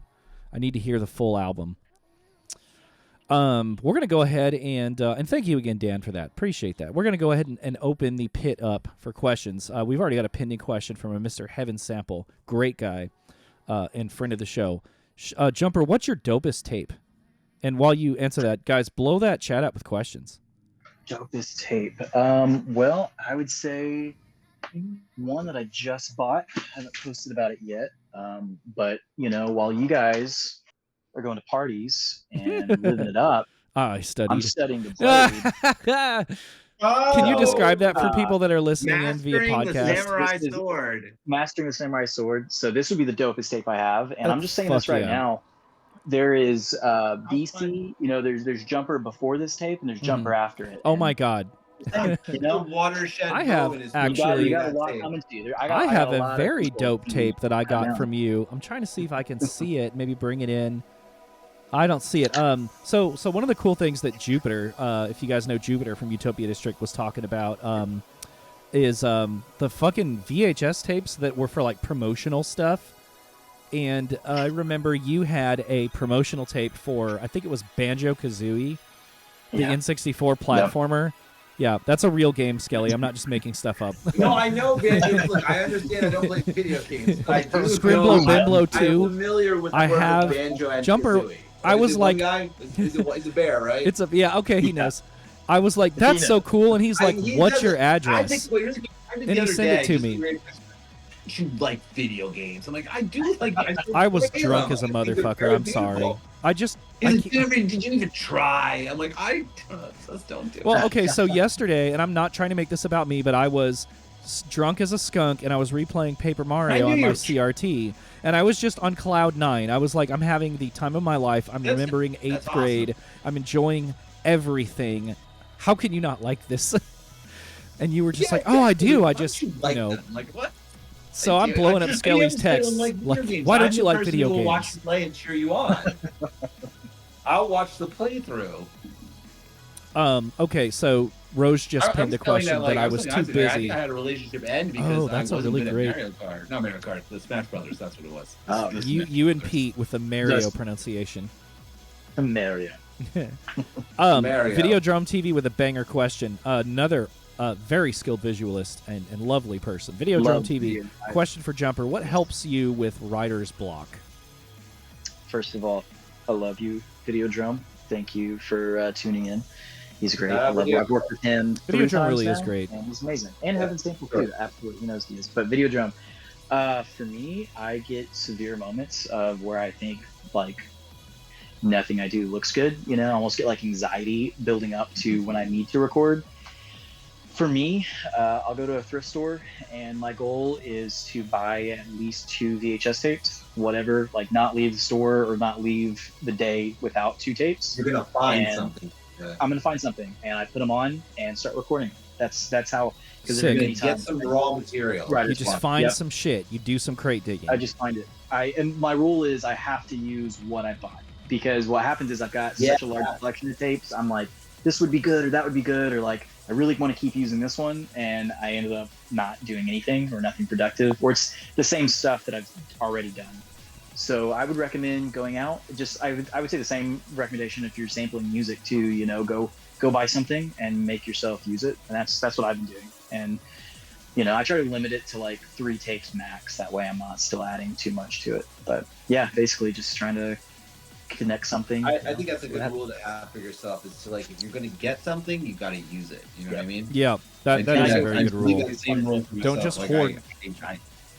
I don't. I mean, anything I get, whether it be a synthesizer or music to DJ with, right? Or like, 'cause sometimes you can do that too, right, Isaac? Like you can like try and like overload all the songs that you want to get, and then you don't really use them, and they like. Oh, you know what? Yeah. Painting that- yourself into a corner actually can really, really help, because then it forces you to use some good old fashioned elbow grease, some brain Yeah. power. All right. Yeah, that or a lens or whatever I'm working with. Like I'm gonna use it. Like I'm buying it. I'm gonna design a circumstance for me to use it, and no matter what. Yeah. Yep. Got another great question. you We've have got a a rule for few that are yourself. in the chamber. Puff and Bill Grooves. Weirdest Oh. pre-recorded video that you stumbled upon VHS. So It's not as weird as it is just like sentimental, and it brought me to tears. I was probably a little buzzed, and it was like 2 a.m, and it was in that one of the boxes of just blank, pre-recorded tapes that I bought. And up to this point, it was mostly just like, I think it was a basketball game that I'm fast forwarding through. And then like this video cuts out and I press play, and it is a 5-year-old's birthday party. What? And it was only like maybe a minute and a half of it. It was from like 1997. And, it was like, look into the camera. It was just like a sweet, wholesome experience. Like I was vicariously living, through this tape. And I just started crying. Like it was so sweet. Like, wow. Transplanted nostalgia. Yeah. Exactly. Yeah. We were talking on the last episode about experiencing other people's nostalgia. There you go. Oh, I loved it. And this is even crazier. That's like experience. Because this is analog. Nostalgia. This is experiencing. This is a very intimate moment that you have now become privy to. That's what's the thing, man. That's you are tapping into the human experience right now. It's crazy. So I got two thoughts on that. One, too, and that's the other thing that's crazy too. It was like a goddamn grenade thrown at you. Like I would have probably. I was like, oh my god. I would have done it as well, I'm sure. There is a word so I joke about like voyeurism, and I had a friend who speaks French, and I was like, is there a word like similar to voyeurism that's not like sexually like connotations? Because that's how it's like I feel like, especially in my last career, that when I worked at the morgue, I would go into people's homes every day, like when they're not there, obviously, that's why I'm there. But I'm like, I felt kind of like a voyeur of like looking through people's lives, like seeing exactly. I'm really how happy they that you were. brought up your job. I actually wasn't sure if I was allowed to bring. I couldn't remember if I could bring that up or not. No, how that has influenced your art. I'm glad you said it. And that ties a lot into what I do too, actually. Which Can we talk about that for a minute? About how that's influenced your work a little bit? Yeah. People are always asking me how what I do influences my work, but I would like, how is what you do influence your work? So that's another aspect I worked at a morgue for 2 years. I worked at a crematory, and we had a couple of coolers, and we were just on retainer. So anytime a funeral home got a call, they would call us, and I would show up in a tie and slacks and be like, hey, I'm with XYZ, whoever they were working with, and I would take the body in the van and then take it back. So that definitely it inspired my name, for one. That's where Jumper Kimmons comes from. Would love to hear that story. So it heavily inspired. So at the time, I thought about using it. I started out like making music, and I assumed I would be doing that. Then I carry it over with visuals. For me, this was like the second week on the job. There was which I don't know what words are flagged with Twitch. So, I mean, can you say like, are there other like? Is it like TikTok where you can't say certain words? I don't know. No, you can say whatever you want. Okay. So there was a suicide that happened at a high school, and it was at Kimmons High School. But this is like my second week on the job, and this guy in his 20s climbed up on the roof and jumped off. So I showed up on the scene. Yeah. And I showed up on the scene. It's like every time I took a job, like I'm getting the details just like everybody else is. So I show up. And for me, there was a couple of moments that was very sobering, because for one, I had ideation at various points in my life, specifically about jumping off of a bridge or jumping off of somewhere. So like witnessing somebody my age, similar features to me, at the time, like it almost felt like I was looking into a reflection of like, this could be me in another like universe, right? The reason, the way the name came about it though, he didn't have any ID or he didn't have information on him, so they just named him the Kimmons Jumper. So that's what they like nicknamed him, like with the police. So when I went back to do the body tag, when you write an ID tag for somebody, you do their last name, comma, and then their first name. So just out of habit, they were calling him the Kimmons Jumper, so I wrote Jumper, comma, Kimmons. And something about that name like stuck with me since then. And that was back in 2017, I think. 2016, 2017, something like that. That name just kind of stuck with me. So I just knew, like, if I ever do something, I figured like it was very like, yeah, I mean, it's kind of, it's not a happy story to tell. Yeah. No, but it's Must feel interesting kind of weird getting story. called It's Jumper. interesting the way that you saw like Yeah. a version of what But you could also- be, and it's a reminder. It's a bit of it's serving a purpose in your life now too. Yeah, for me, it's almost like a reminder of like, oh, like it's like taking something that was traumatic and something that's like super like reflecting and flipping it, taking a positive, kind of reclaiming it. Nobody reflects on darkness more than I do, sir. Nobody reflects on darkness more than I do and the purpose that it serves in life, and you can't ignore it, and you can't pretend everything is happy and everything. I think I appreciate that you recognize these things and that you have it as a way to be like, I have to do something. You know what I mean? And this is me in a different world. You know what I mean? It's not sensitive to talk about these things. They need to be discussed, and and darkness burns things. You know what I mean? And so that influenced your work quite a bit. Pretend like things are happy all the time, or we need to ignore tragedy. We have to meditate on it. It's necessary to grow. And an aspect that I really appreciate with so being in the artistic scene and doing the visuals, the kind of I'd say the way that I do, there's a lot of sensitivity to it. There's a lot of I don't know. I have a lot of conversations with people, and they appreciate the art, or they find something striking to them. It's been able to open the door to a lot of conversations with people about mental health. Like I'm an open book. Anybody that's listening or that knows me or friends with me, like you are, and I like that a lot about you. You absolutely are. Yes. To a fault, I'm sure it can come off too much. I think it's a good thing. But like I want to. I don't know. I don't like having walls. I want people to know exactly what they see is what they get. And so that's something with like going to these shows in person and having talks with people and having drinks with people, kind of having these candid conversations. And I would never betray anybody's private personal things they tell me. You would be surprised. I'll just say to everybody watching and listening, you will be surprised how many people struggle with ideation and with mental health and just even the thought. I'll just say just thoughts of suicide. Something extremely important to me, and a lot of people that I've talked to that I would have never thought. Yeah, I've definitely been there. The more it's such a taboo subject, and the more you talk about it, you take that stigma away from. Just because you've had moments of contemplation or maybe even taking steps towards it. It's not something that has to hang over you or has to like define you as a person. I definitely do want to say that, like if I have any soapbox to stand on. But I feel like that with my work, all of the stuff that I've seen in my life and in that career, I kind of channel that energy into artistically trying to make a safe space for people to not only enjoy it, but also talk about things. And I do try to find, visuals that are a little more, not necessarily disturbing, but definitely make you think or make you kind of feel something. But no, 18 Karat Affair kind of does that too. Yes, it's kind of like it does darker stuff. That's it, actually. Yeah, definitely an emotional whiplash. But no, and that's also for anybody listening. I've had a lot of people that I can shout out later that have helped me in times. But if you're listening, you can always DM me and talk, and it's a safe space. But I'm all about communication. I feel like if you can't talk about it, like then that means you need to. Yeah. So, that's really well said, man.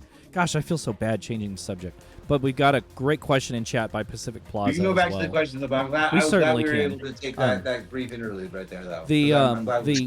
That was that's a profound answer. Thank you, man. Very profound, very noble. I hope you guys were listening. Pacific Plaza wants to dig into the nitty gritty. He's wondering what your favorite electronic component is, like resistors, capacitors, transistors, etc. I like capacitors, I guess. I've messed with a lot of capacitors. One of the first projects I taught myself how to solder was replacing like 25 capacitors in a Sega Game Gear. Nice. I spent hours. The handheld, right? Wow. Handheld, yeah, because the battery was going out, video was going out. If you buy a Sega Game Gear, you're going to have to replace them. So I eBayed it. I'd never soldered before. I spent hours doing it. And then I never touched a thing because the games suck. Yeah. I spent hours, and I was like, "Hey, there's a reason." Anyway, but you gained a skill, though. Yeah, I gained a skill. It paid off. Yeah, so that's badass, dude. Cool because, like when I circuit bend, I don't do it as much anymore, just because it's an expensive hobby, and I've broken enough stuff where I'm like, I can't really afford to keep right now. Keep breaking things. I keep breaking things, for my amusement. But adding capacitors to a circuit board, or clipping onto that, like that's where you get a lot of change. I think that's what I did with this effect here. So I'd say capacitors for definitely would be my favorite. Hell also, yeah. they break all the time. Yeah. Keep the questions coming in chat, guys. While we wait for some more submissions, what is an instrument or a synth sound that you feel like ruins a song? I hate phasers. Oh, interesting. Okay. Wow. I'm a flanger guy all the way. Wow, okay. That's an interesting thing. I think I'm going to start asking producers that question too from now on. Yeah. Flanger or phaser. And you'll get people that consider them the same because they have similar effects. But for me, a phaser, I don't know what it is. The only way I can explain it, I had a buddy who hated the panning effect. He said it gives him a headache, like when he hears a track. Well, if it's like back and forth, like a ping pong thing, yeah, that's sure. a bit Even much. if it was just barely on, he'd be like, I can't handle that. I feel that way with phasers. I don't know. There's just this like really thin metallic sound that comes from it that just I get the two rarely confused. I'm gonna need to go throw the DJ effects on after this so I can remember which one, and then I'll DM you. And You'll know right away the difference when you listen to two. Because it's some effects on that DDJ 1000 just sound awful, and I'm like, why does anyone use these? I like flanger, yeah. So like I like the chorus, which I like chorus on just about anything. Coming from The Cure and Peter Hook, you mentioned him a lot, like Melt Ears, that kind of like goth style. That's just heavy chorus or flange. But yeah, that'd be my hot take.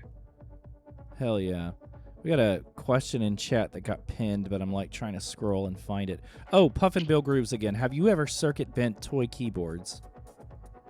I have not, but I've watched a lot of videos. Oh, you really have never? I did that. That's what. Did you really? Oh, that's too cool. I would I've got a couple the that I could. old Casios. Only some really basic stuff. I still use one of the main synthesizers I still use is circuit bent Casio SK1. Oh, that's too cool. I still use it on a lot of tracks. Wow. It's got a good sound. The SK1 in general, especially when it's circuit bent. I have a really cool circuit bent one of that it's very reliable, sort of melancholy sound on that one. I like it. So anyway, coming y'all. Jumper, what's a song or album that you think everyone needs to hear at least once? Ooh, good thing I made this list. Man, that's a hard one. So just one album that everyone should listen to? Yeah, once? go for it. I'm looking at my list to see which one I would recommend the most. I'm gonna be tied on two. Do it. I'll say Bowery Electric's Beat is one of my favorite albums of all time.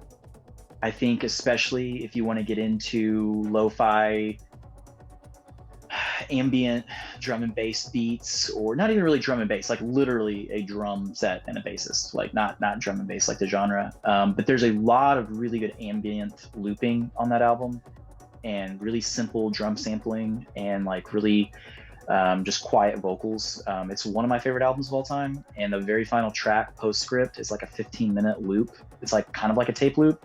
Love it. The end of a Christ album. Exactly. Oh, I got a couple things to say about Christ too later on.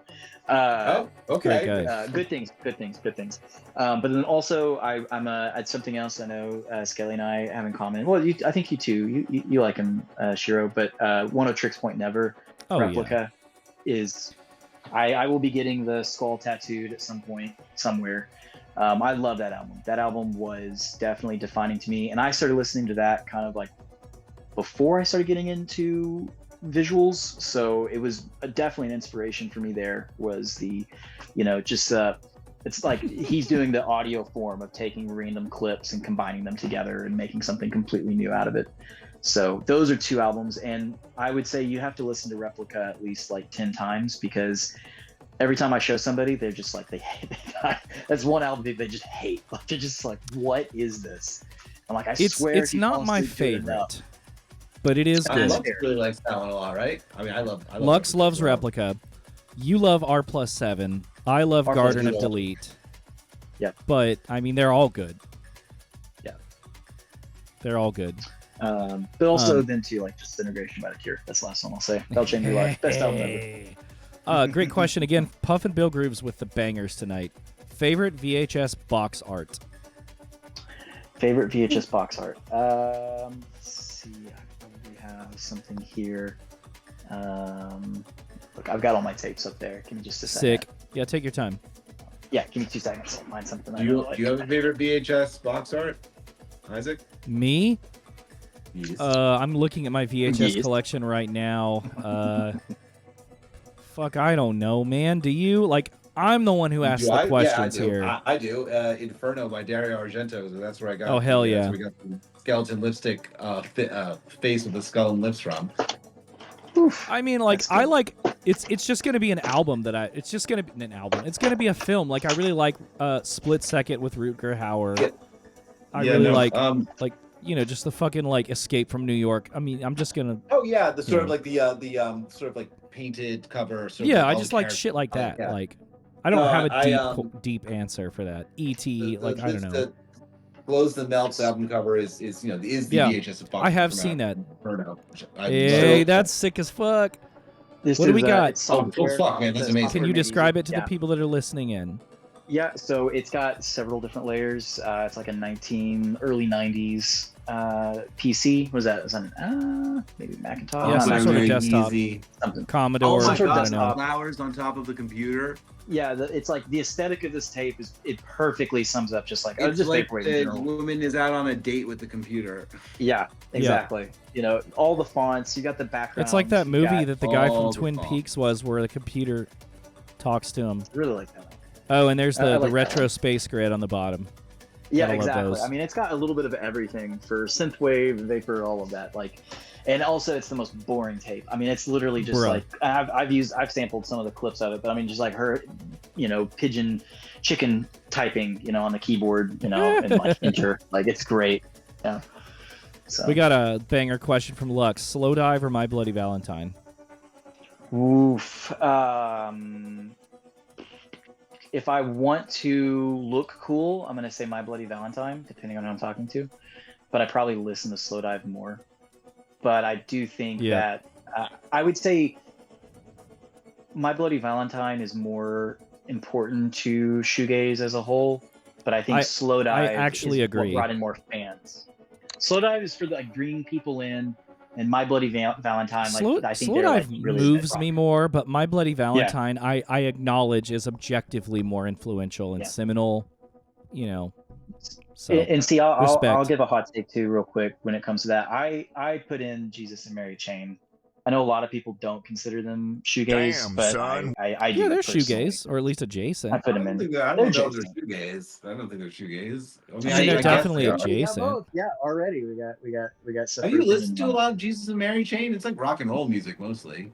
I would say just their You'll early find ones, them in just- I love lists the of Jesus and Mary shoegaze Chain, bands. so I've listened Just to a lot of saying. Jesus and Mary Chain. Yeah, no, Right? and I'm not arguing it, but that If you're talking about specifically Psycho Candy, yeah, Psycho okay, Candy. that's Specifically Oh, yeah. Psycho. Yeah, just like yeah, Honey, the rest you of their know. work is not really not like that. No, none of it. That would be the only. But I consider Psycho Candy similar in the sense of like My Bloody Valentine. I think that there loveless. wouldn't be shoegaze without that album though. Yeah. Like that was the first thing. Sure. That's like in the same way. It's like, well, I don't know if there would be punk without like, Patti New York Smith. Dolls. I Patti mean, Smith. Yeah. Guys, we got a backlog of questions. Lux Elite, what is one album that everybody raves about, but you simply do not understand why? It's okay. Shoot from the hip. I'm sorry. I think Mannequin Challenge by Saint Pepsi. oh, whoa! You know what, man? I got Some- Uh, Not I all of love Saint Saint Pepsi stuff is my to my taste either. I love I Ryan love Saint Pepsi. like I've a got to brother. meet him. My favorite set from Econ 3, easily. I love his music live. It's not against the album. That's where I know it's something wrong You with me. can't argue though. Hit Vibes is. Hit Vibes is good. I mean, that was the first and final word in that genre. I mean, there's a lot of things in the vaporwave scene that I'm not a fan of that I'm not loud I and don't proud think about anyone's done anything particularly more fun and exciting and just a good time than Hit Vibes. Like that came out and just start to finish. Wow, what a fun time you have with that one. And I'm like, I don't know It's how not people for are gonna everybody, top though. that. I don't think they ever did. I'm also looking at the comments. Let me just say, I love Saint Pepsi. So there's no offense to him at all, or even like the album. Like, I'm not criticizing the album at all. So It's just not for you. I'm not a jerk. It's not for me. Okay. Yeah. I want to change that answer. I just want to amend that answer. I'm not an asshole all the time, but I will be one. I don't like Oasis, and all my friends. I don't like Oasis. You don't either. like Oasis? Like, how are you going to be a shoegaze fan and stump for this Brit You don't party? like wow, that is I don't like hot Oasis. take. I never would have thought that. Maybe. I'm sorry, guys. I like those first two albums. I think they're good.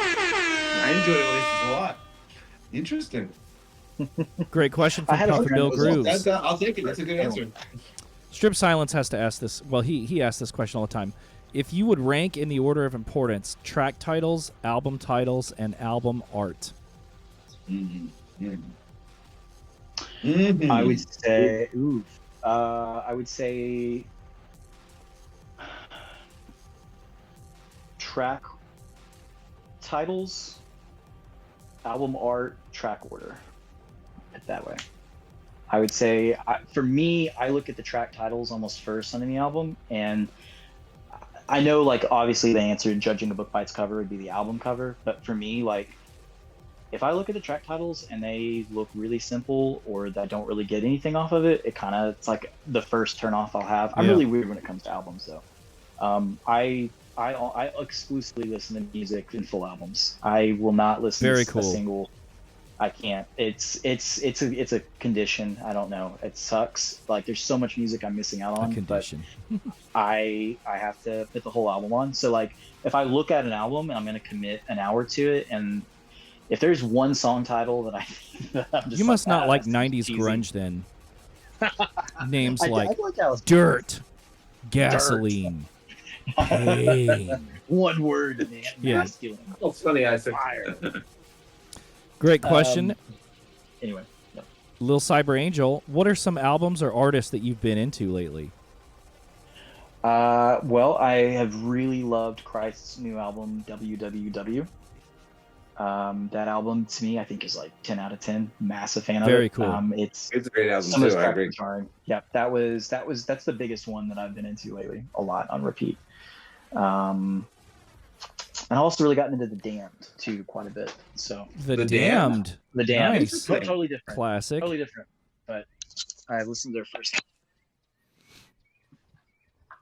Great question. Luxury Noise wants to know, does your hatred of Oasis come with an equal but opposite love for Blur?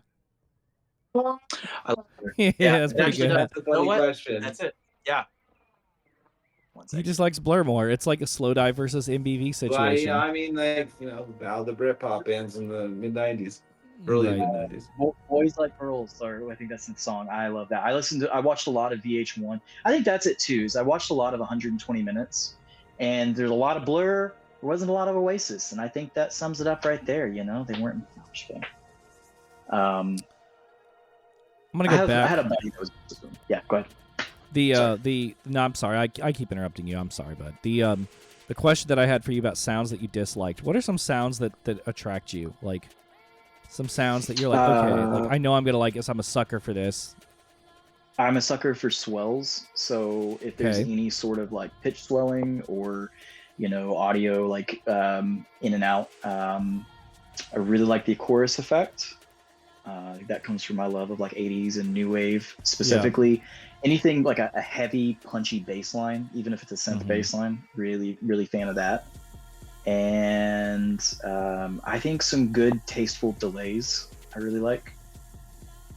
Especially like on guitars. I'm a big fan of like the Church style of guitar work, or The Church's obviously guitar work is great. but- Yeah. Interesting. That is, Yeah, that is Reptile. very Reptile. tasteful. I don't know what that sounds like. I'd like to hear that at some point. So like that's a great example. So what's the song? I like Reptile. I would say would like have a big delay, like with the guitar riff. Yeah, Reptile does have a big delay. I do love some delay, or like echo in Yeah. like electronic music. Like you get like a deep house track with Well, just like hella echo. That song, Under the Milky Way has a lot of that in it as well. You know that song? That's the Church, Isaac. You know the Under the Milky Yeah. Way? I don't. Who Under does the that? Milky Way tonight. Wish That song is why you were I bought a looking. 12-string That acoustic guitar. Then they Yeah. that's a great song too. When they come in with that weird synthesizer, it sounds like a bagpipe. Oh man, Yeah. if I'm ever at like a goth party and that song comes on, I'm out there on the dance floor when that part comes on. I mean, I never am not dancing anyway. So, but I'm definitely even dancing more when that part happens. Dan Mason wants to know how you feel about overabundance of delay. I got a lot of. I don't have enough time to explain how I feel about that. I Got know, a lot of right? anger. No, it has to be tasteful. Can't be too much. You don't, because then you just turn into the Edge with U2, and that's your thing. So gotta tone it down. Pacific Plaza with another great question. What is Jumper Kimmons' favorite vapor subgenre, and what is his least listened to subgenre? I'm gonna get a lot of hate for this, and there's a couple of people that I can just give them the middle finger. My most listened to genre is barber beats. I Very am a cool. massive I've been fan of listening to a barber lot. beats. I made a bunch of recommendations. You really have kind of gone down the Barbit Beats rabbit hole, Who, me? Skelly. Yeah. Yeah. I mean, I know that. I mean, I've said this before, but like, you know, there's genius in everything. You know what I mean? Oh yeah. Yeah. Some of it definitely is. Oh, I'm not saying it's I never write objectively off good or any bad. low effort. I'm noticing that you're going Yeah. into a little foray. You know. Well, because there's just a lot of stuff coming out there, so I'm just like, that's where a lot of stuff is happening. So Right. been looking there. My Been least looking there. listened to would probably be Slushwave. I have a couple of artists that I really like in the genre, and I'm almost too intimidated to try to venture into anything else. But Oh, dude. I mean, have you looked at the Telepath side projects Discog? It's like 72 6-hour-long Exactly. albums, and I'm like, all right, you know. but just- Telepath's Pathway to Eden, like that album is what really got Yeah. me like hooked with Mesh. I used to be such a post-rock stan, but I'll look at like a Mind Spring Memories album and be like, oh, 1 hour-long track. I think Yeah. I'm cool off that. Sorry, Angel. I love you, girl, but oh man. Damn. We got another good question in chat. I saw it. Where'd it go? Oh, Dan Mason. Just probably the most important question of the night, man. Do you eat macaroni with a spoon or a fork? I'm a spoon guy. This is gonna I'm be a a hot spoon man. take. Damn. Soundgarden. I'm a spoon. Is fork? Is that the correct answer? You know what? Come together with your hands. I guess it depends. If you're eating like Velveeta shells, probably spoon. If you're eating like that baked macaroni with like breadcrumbs and shit, you know, that You Thanksgiving need type, the fork. that soul Yeah, food at that type point. beat, you probably need a fork. Now I'm gonna have Spoon Man stuck in my head all day. You're A welcome. spoon song? Oh, Spoon Man. Spoon Man, well, Spoon Spoon Man by Soundgarden. Yeah. Spoon Man. I forgot to sing Damn, Soundgarden I'm music so- right now, I'm but you so know out it. of You can the look it up. How do Are you you eat out your of the loop? I don't think you're burritos? out of the loop by not knowing Spoon When Man you by Soundgarden. when you eat your burrito, do you take the foil off and then eat it? Skelly, I want to know your answer too. Do you take the foil What? off and then eat it, or do you leave the foil on it and just like peel it a little bit at a time? Peel a little bit at a time, I think. That depends if I have sauce. If I'm gonna dip it in a sauce, Okay. I lay it out. Oh, I you flatten it dip out your and just burrito. let it Okay, wait. so I just usually like I put a dip little at the a time on it. You dip it. Okay. No, I dip it. I like to Oh, make it that's messy. badass. You know. That's badass. So So if you're gonna do that, you'll probably take it out of the foil, right? Like, I'll take it out of the foil. But if I'm driving that. or whatever, Gotcha. if I'm like busy, I'll leave it wrapped up. Roche Corp, Jumper, who's the most handsome guy in Vaporwave? Takes one to know one, I'd say. I mean, you're looking Right. at that guy. Who's the most handsome guy in Vaporwave? Oh my gosh. I'm gonna say Days of Blue. Days of Blue is a doll, absolutely. Be careful. I can say who's the best smelling person. Be in careful Vaporwaves. Be Has careful. got style on lock.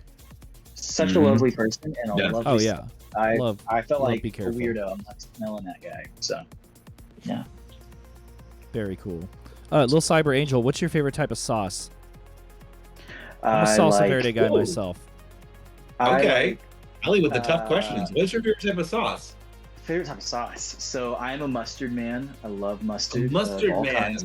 Okay. Mustard man. One of my next What hobbies. kind of mustard man are you? I want to make my own mustard. That's the type of hipster. Ooh, okay.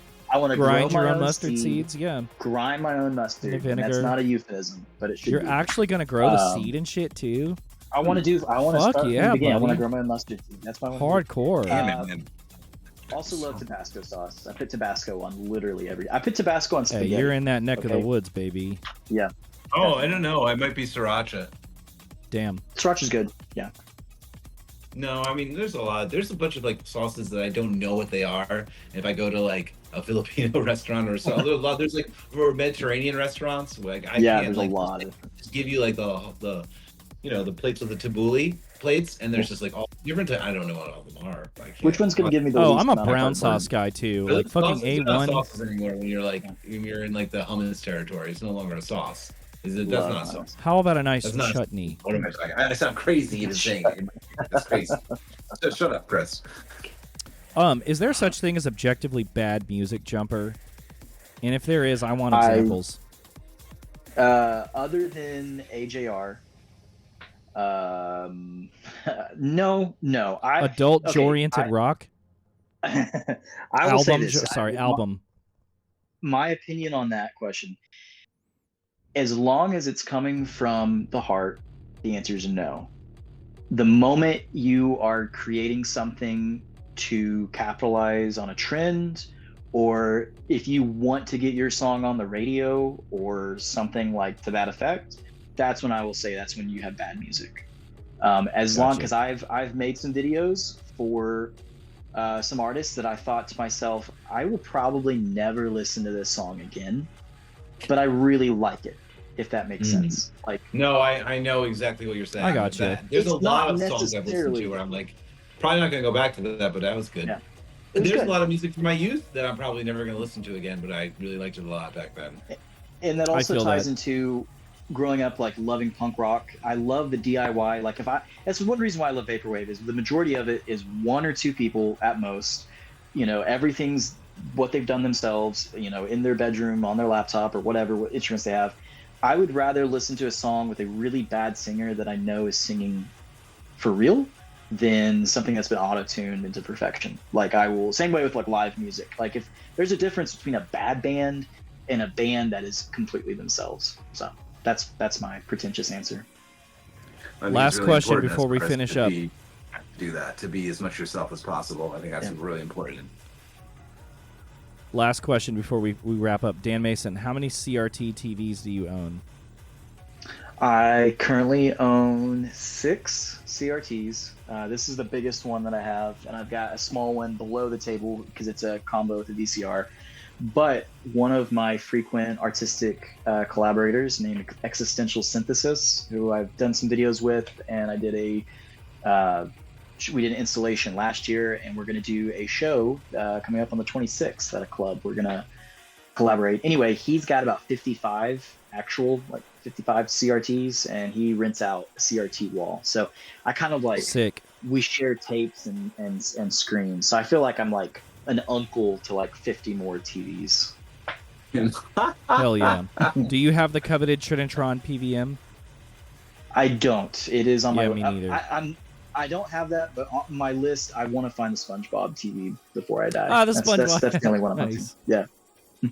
Well, man, we got a hot 4 minutes left, so we want to do the shout-out section and let you kind of talk about anybody that inspires you or promote your work or just say anything you want before we finish up tonight. Okay. I do have a list of a few people. Let's see. Obviously, want to shout out Rochecore and Van Gogh. Hell yeah. And Vapor VA. Thank you. Doing I2K was a really awesome experience, and I highly recommend supporting them. They're true homies, and they definitely they win in the red, so people could have a really good time. And I respect the hell out of Respect that, them for sure. Paradise is a frequency, is a friend, Little Cyber Angel in the chat. I want to thank them and her and her support. She's been a really good friend through a lot of stuff I went through. So also check out their label. They've got some tracks coming out soon. Let's see. That's Matt, Cowboy of Vaporwave. Hell yeah. Shout out, that's Matt. Heaven Sample. Shout out Heaven Sample. Can't wait to hear the rest of his new work. His new single is awesome, and he's got great taste in new metal. Saturn Fu, like her work. She's got some, I think, a visual set coming out soon. Saturn Fu's the URL. For Roche Fest 2, shout that out. Hell yeah. And then Short Stuff, Evie, and Owl. They're really cool in the Discord. All great people. All great people. So all great. And Freswave. throw in there too. There's a lot. If I didn't mention you, it's not intentional, but there's a lot of people that I talk to daily and really enjoy. So a lot of support there. And so yeah, also Rogefest 2 is coming out.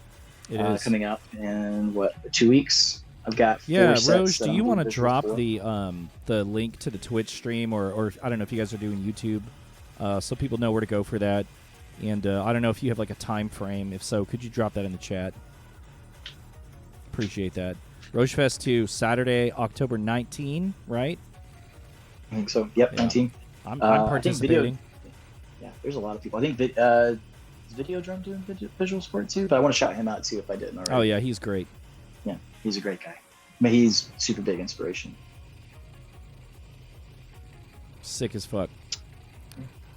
Well, man, Jumper Kimmons, ladies and gentlemen, thank you so much for taking your time this evening and struggling through those AV issues to be here with us.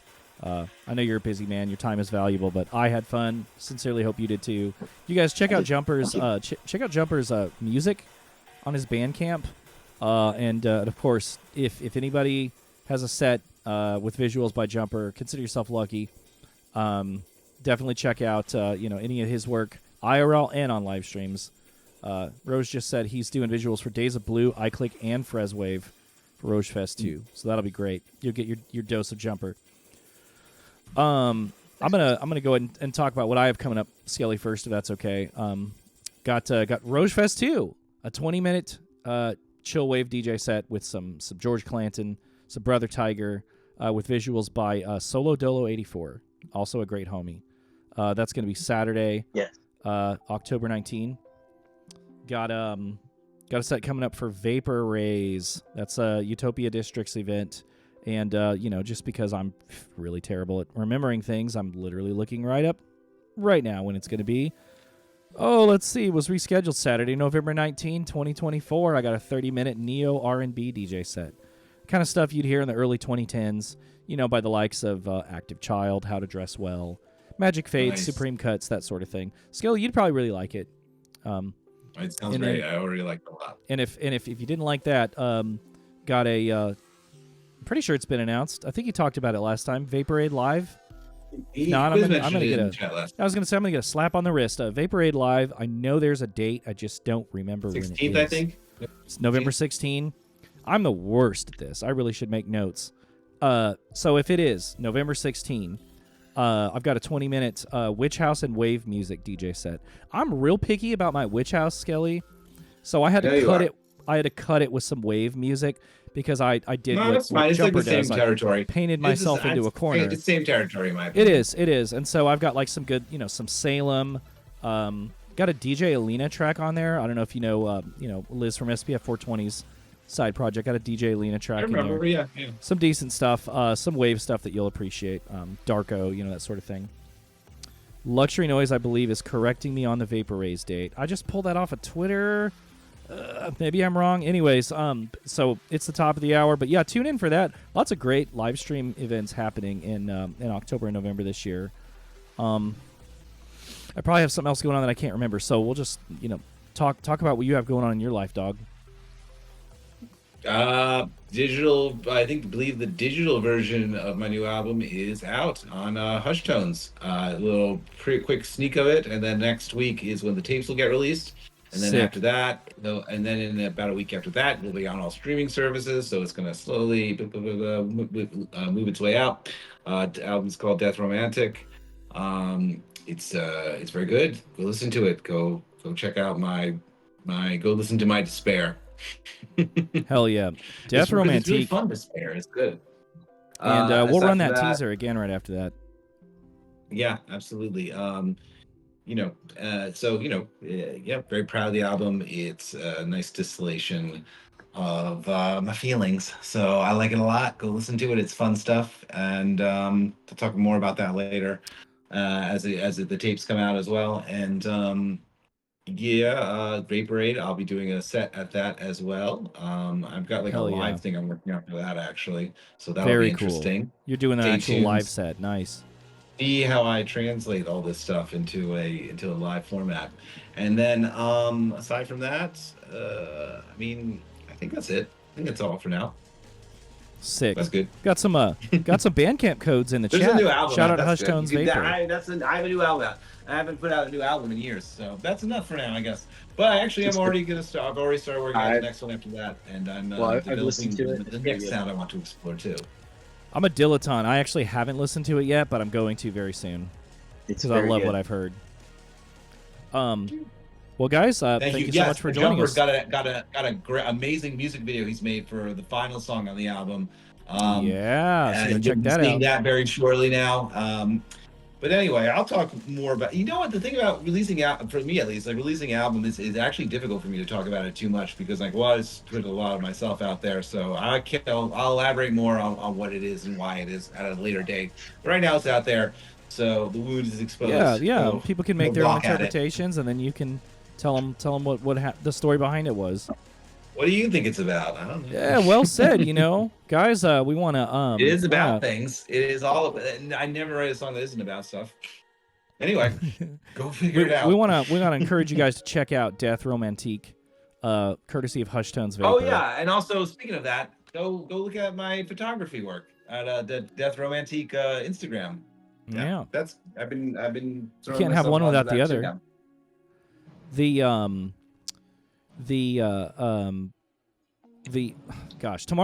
Tomorrow night tune in for Lux's Neon Nights show. She puts on a bi-weekly 1 hour long collection of her favorite tunes set to visuals. So be sure to tune in tomorrow at 10 p.m. at the Neon Nights YouTube page. And we're going to be actually rating a young new musician and DJ, Fiji Days, from the Discord server. So Fiji Days has been stay tuned, working guys. on. Yeah. Stick around. Watch her spin some tunes for a little bit. And yeah, we haven't confirmed yet, but we may have a duo, married couple, in fact, from Scandinavia on the show here in a couple weeks. we don't want to give it away, but it's a married couple. Want to make sure that we have a 100% confirmation on that, but we're pretty sure. Yeah. And then before we close the episode out, you get to pick the next guest. Guess what, guys? We are going to let you pick the next guest as long as they say yes. So I'm going to be polling everybody on all social media platforms, and you get to tell us who you think we should bring on the show. So yeah, that'll be pretty cool. Thanks again for tuning in to Hot Takes. Go check out Jumper Kimmons and Skelly's new album, along with Neon Nights tomorrow night. And we're gonna run another ad for Death Romantique, and then we're gonna raid Fiji. So have an awesome night, and we'll see you in 2 weeks. That's October 21 at hopefully 8 p.m. Eastern. We'll see. Have a good night.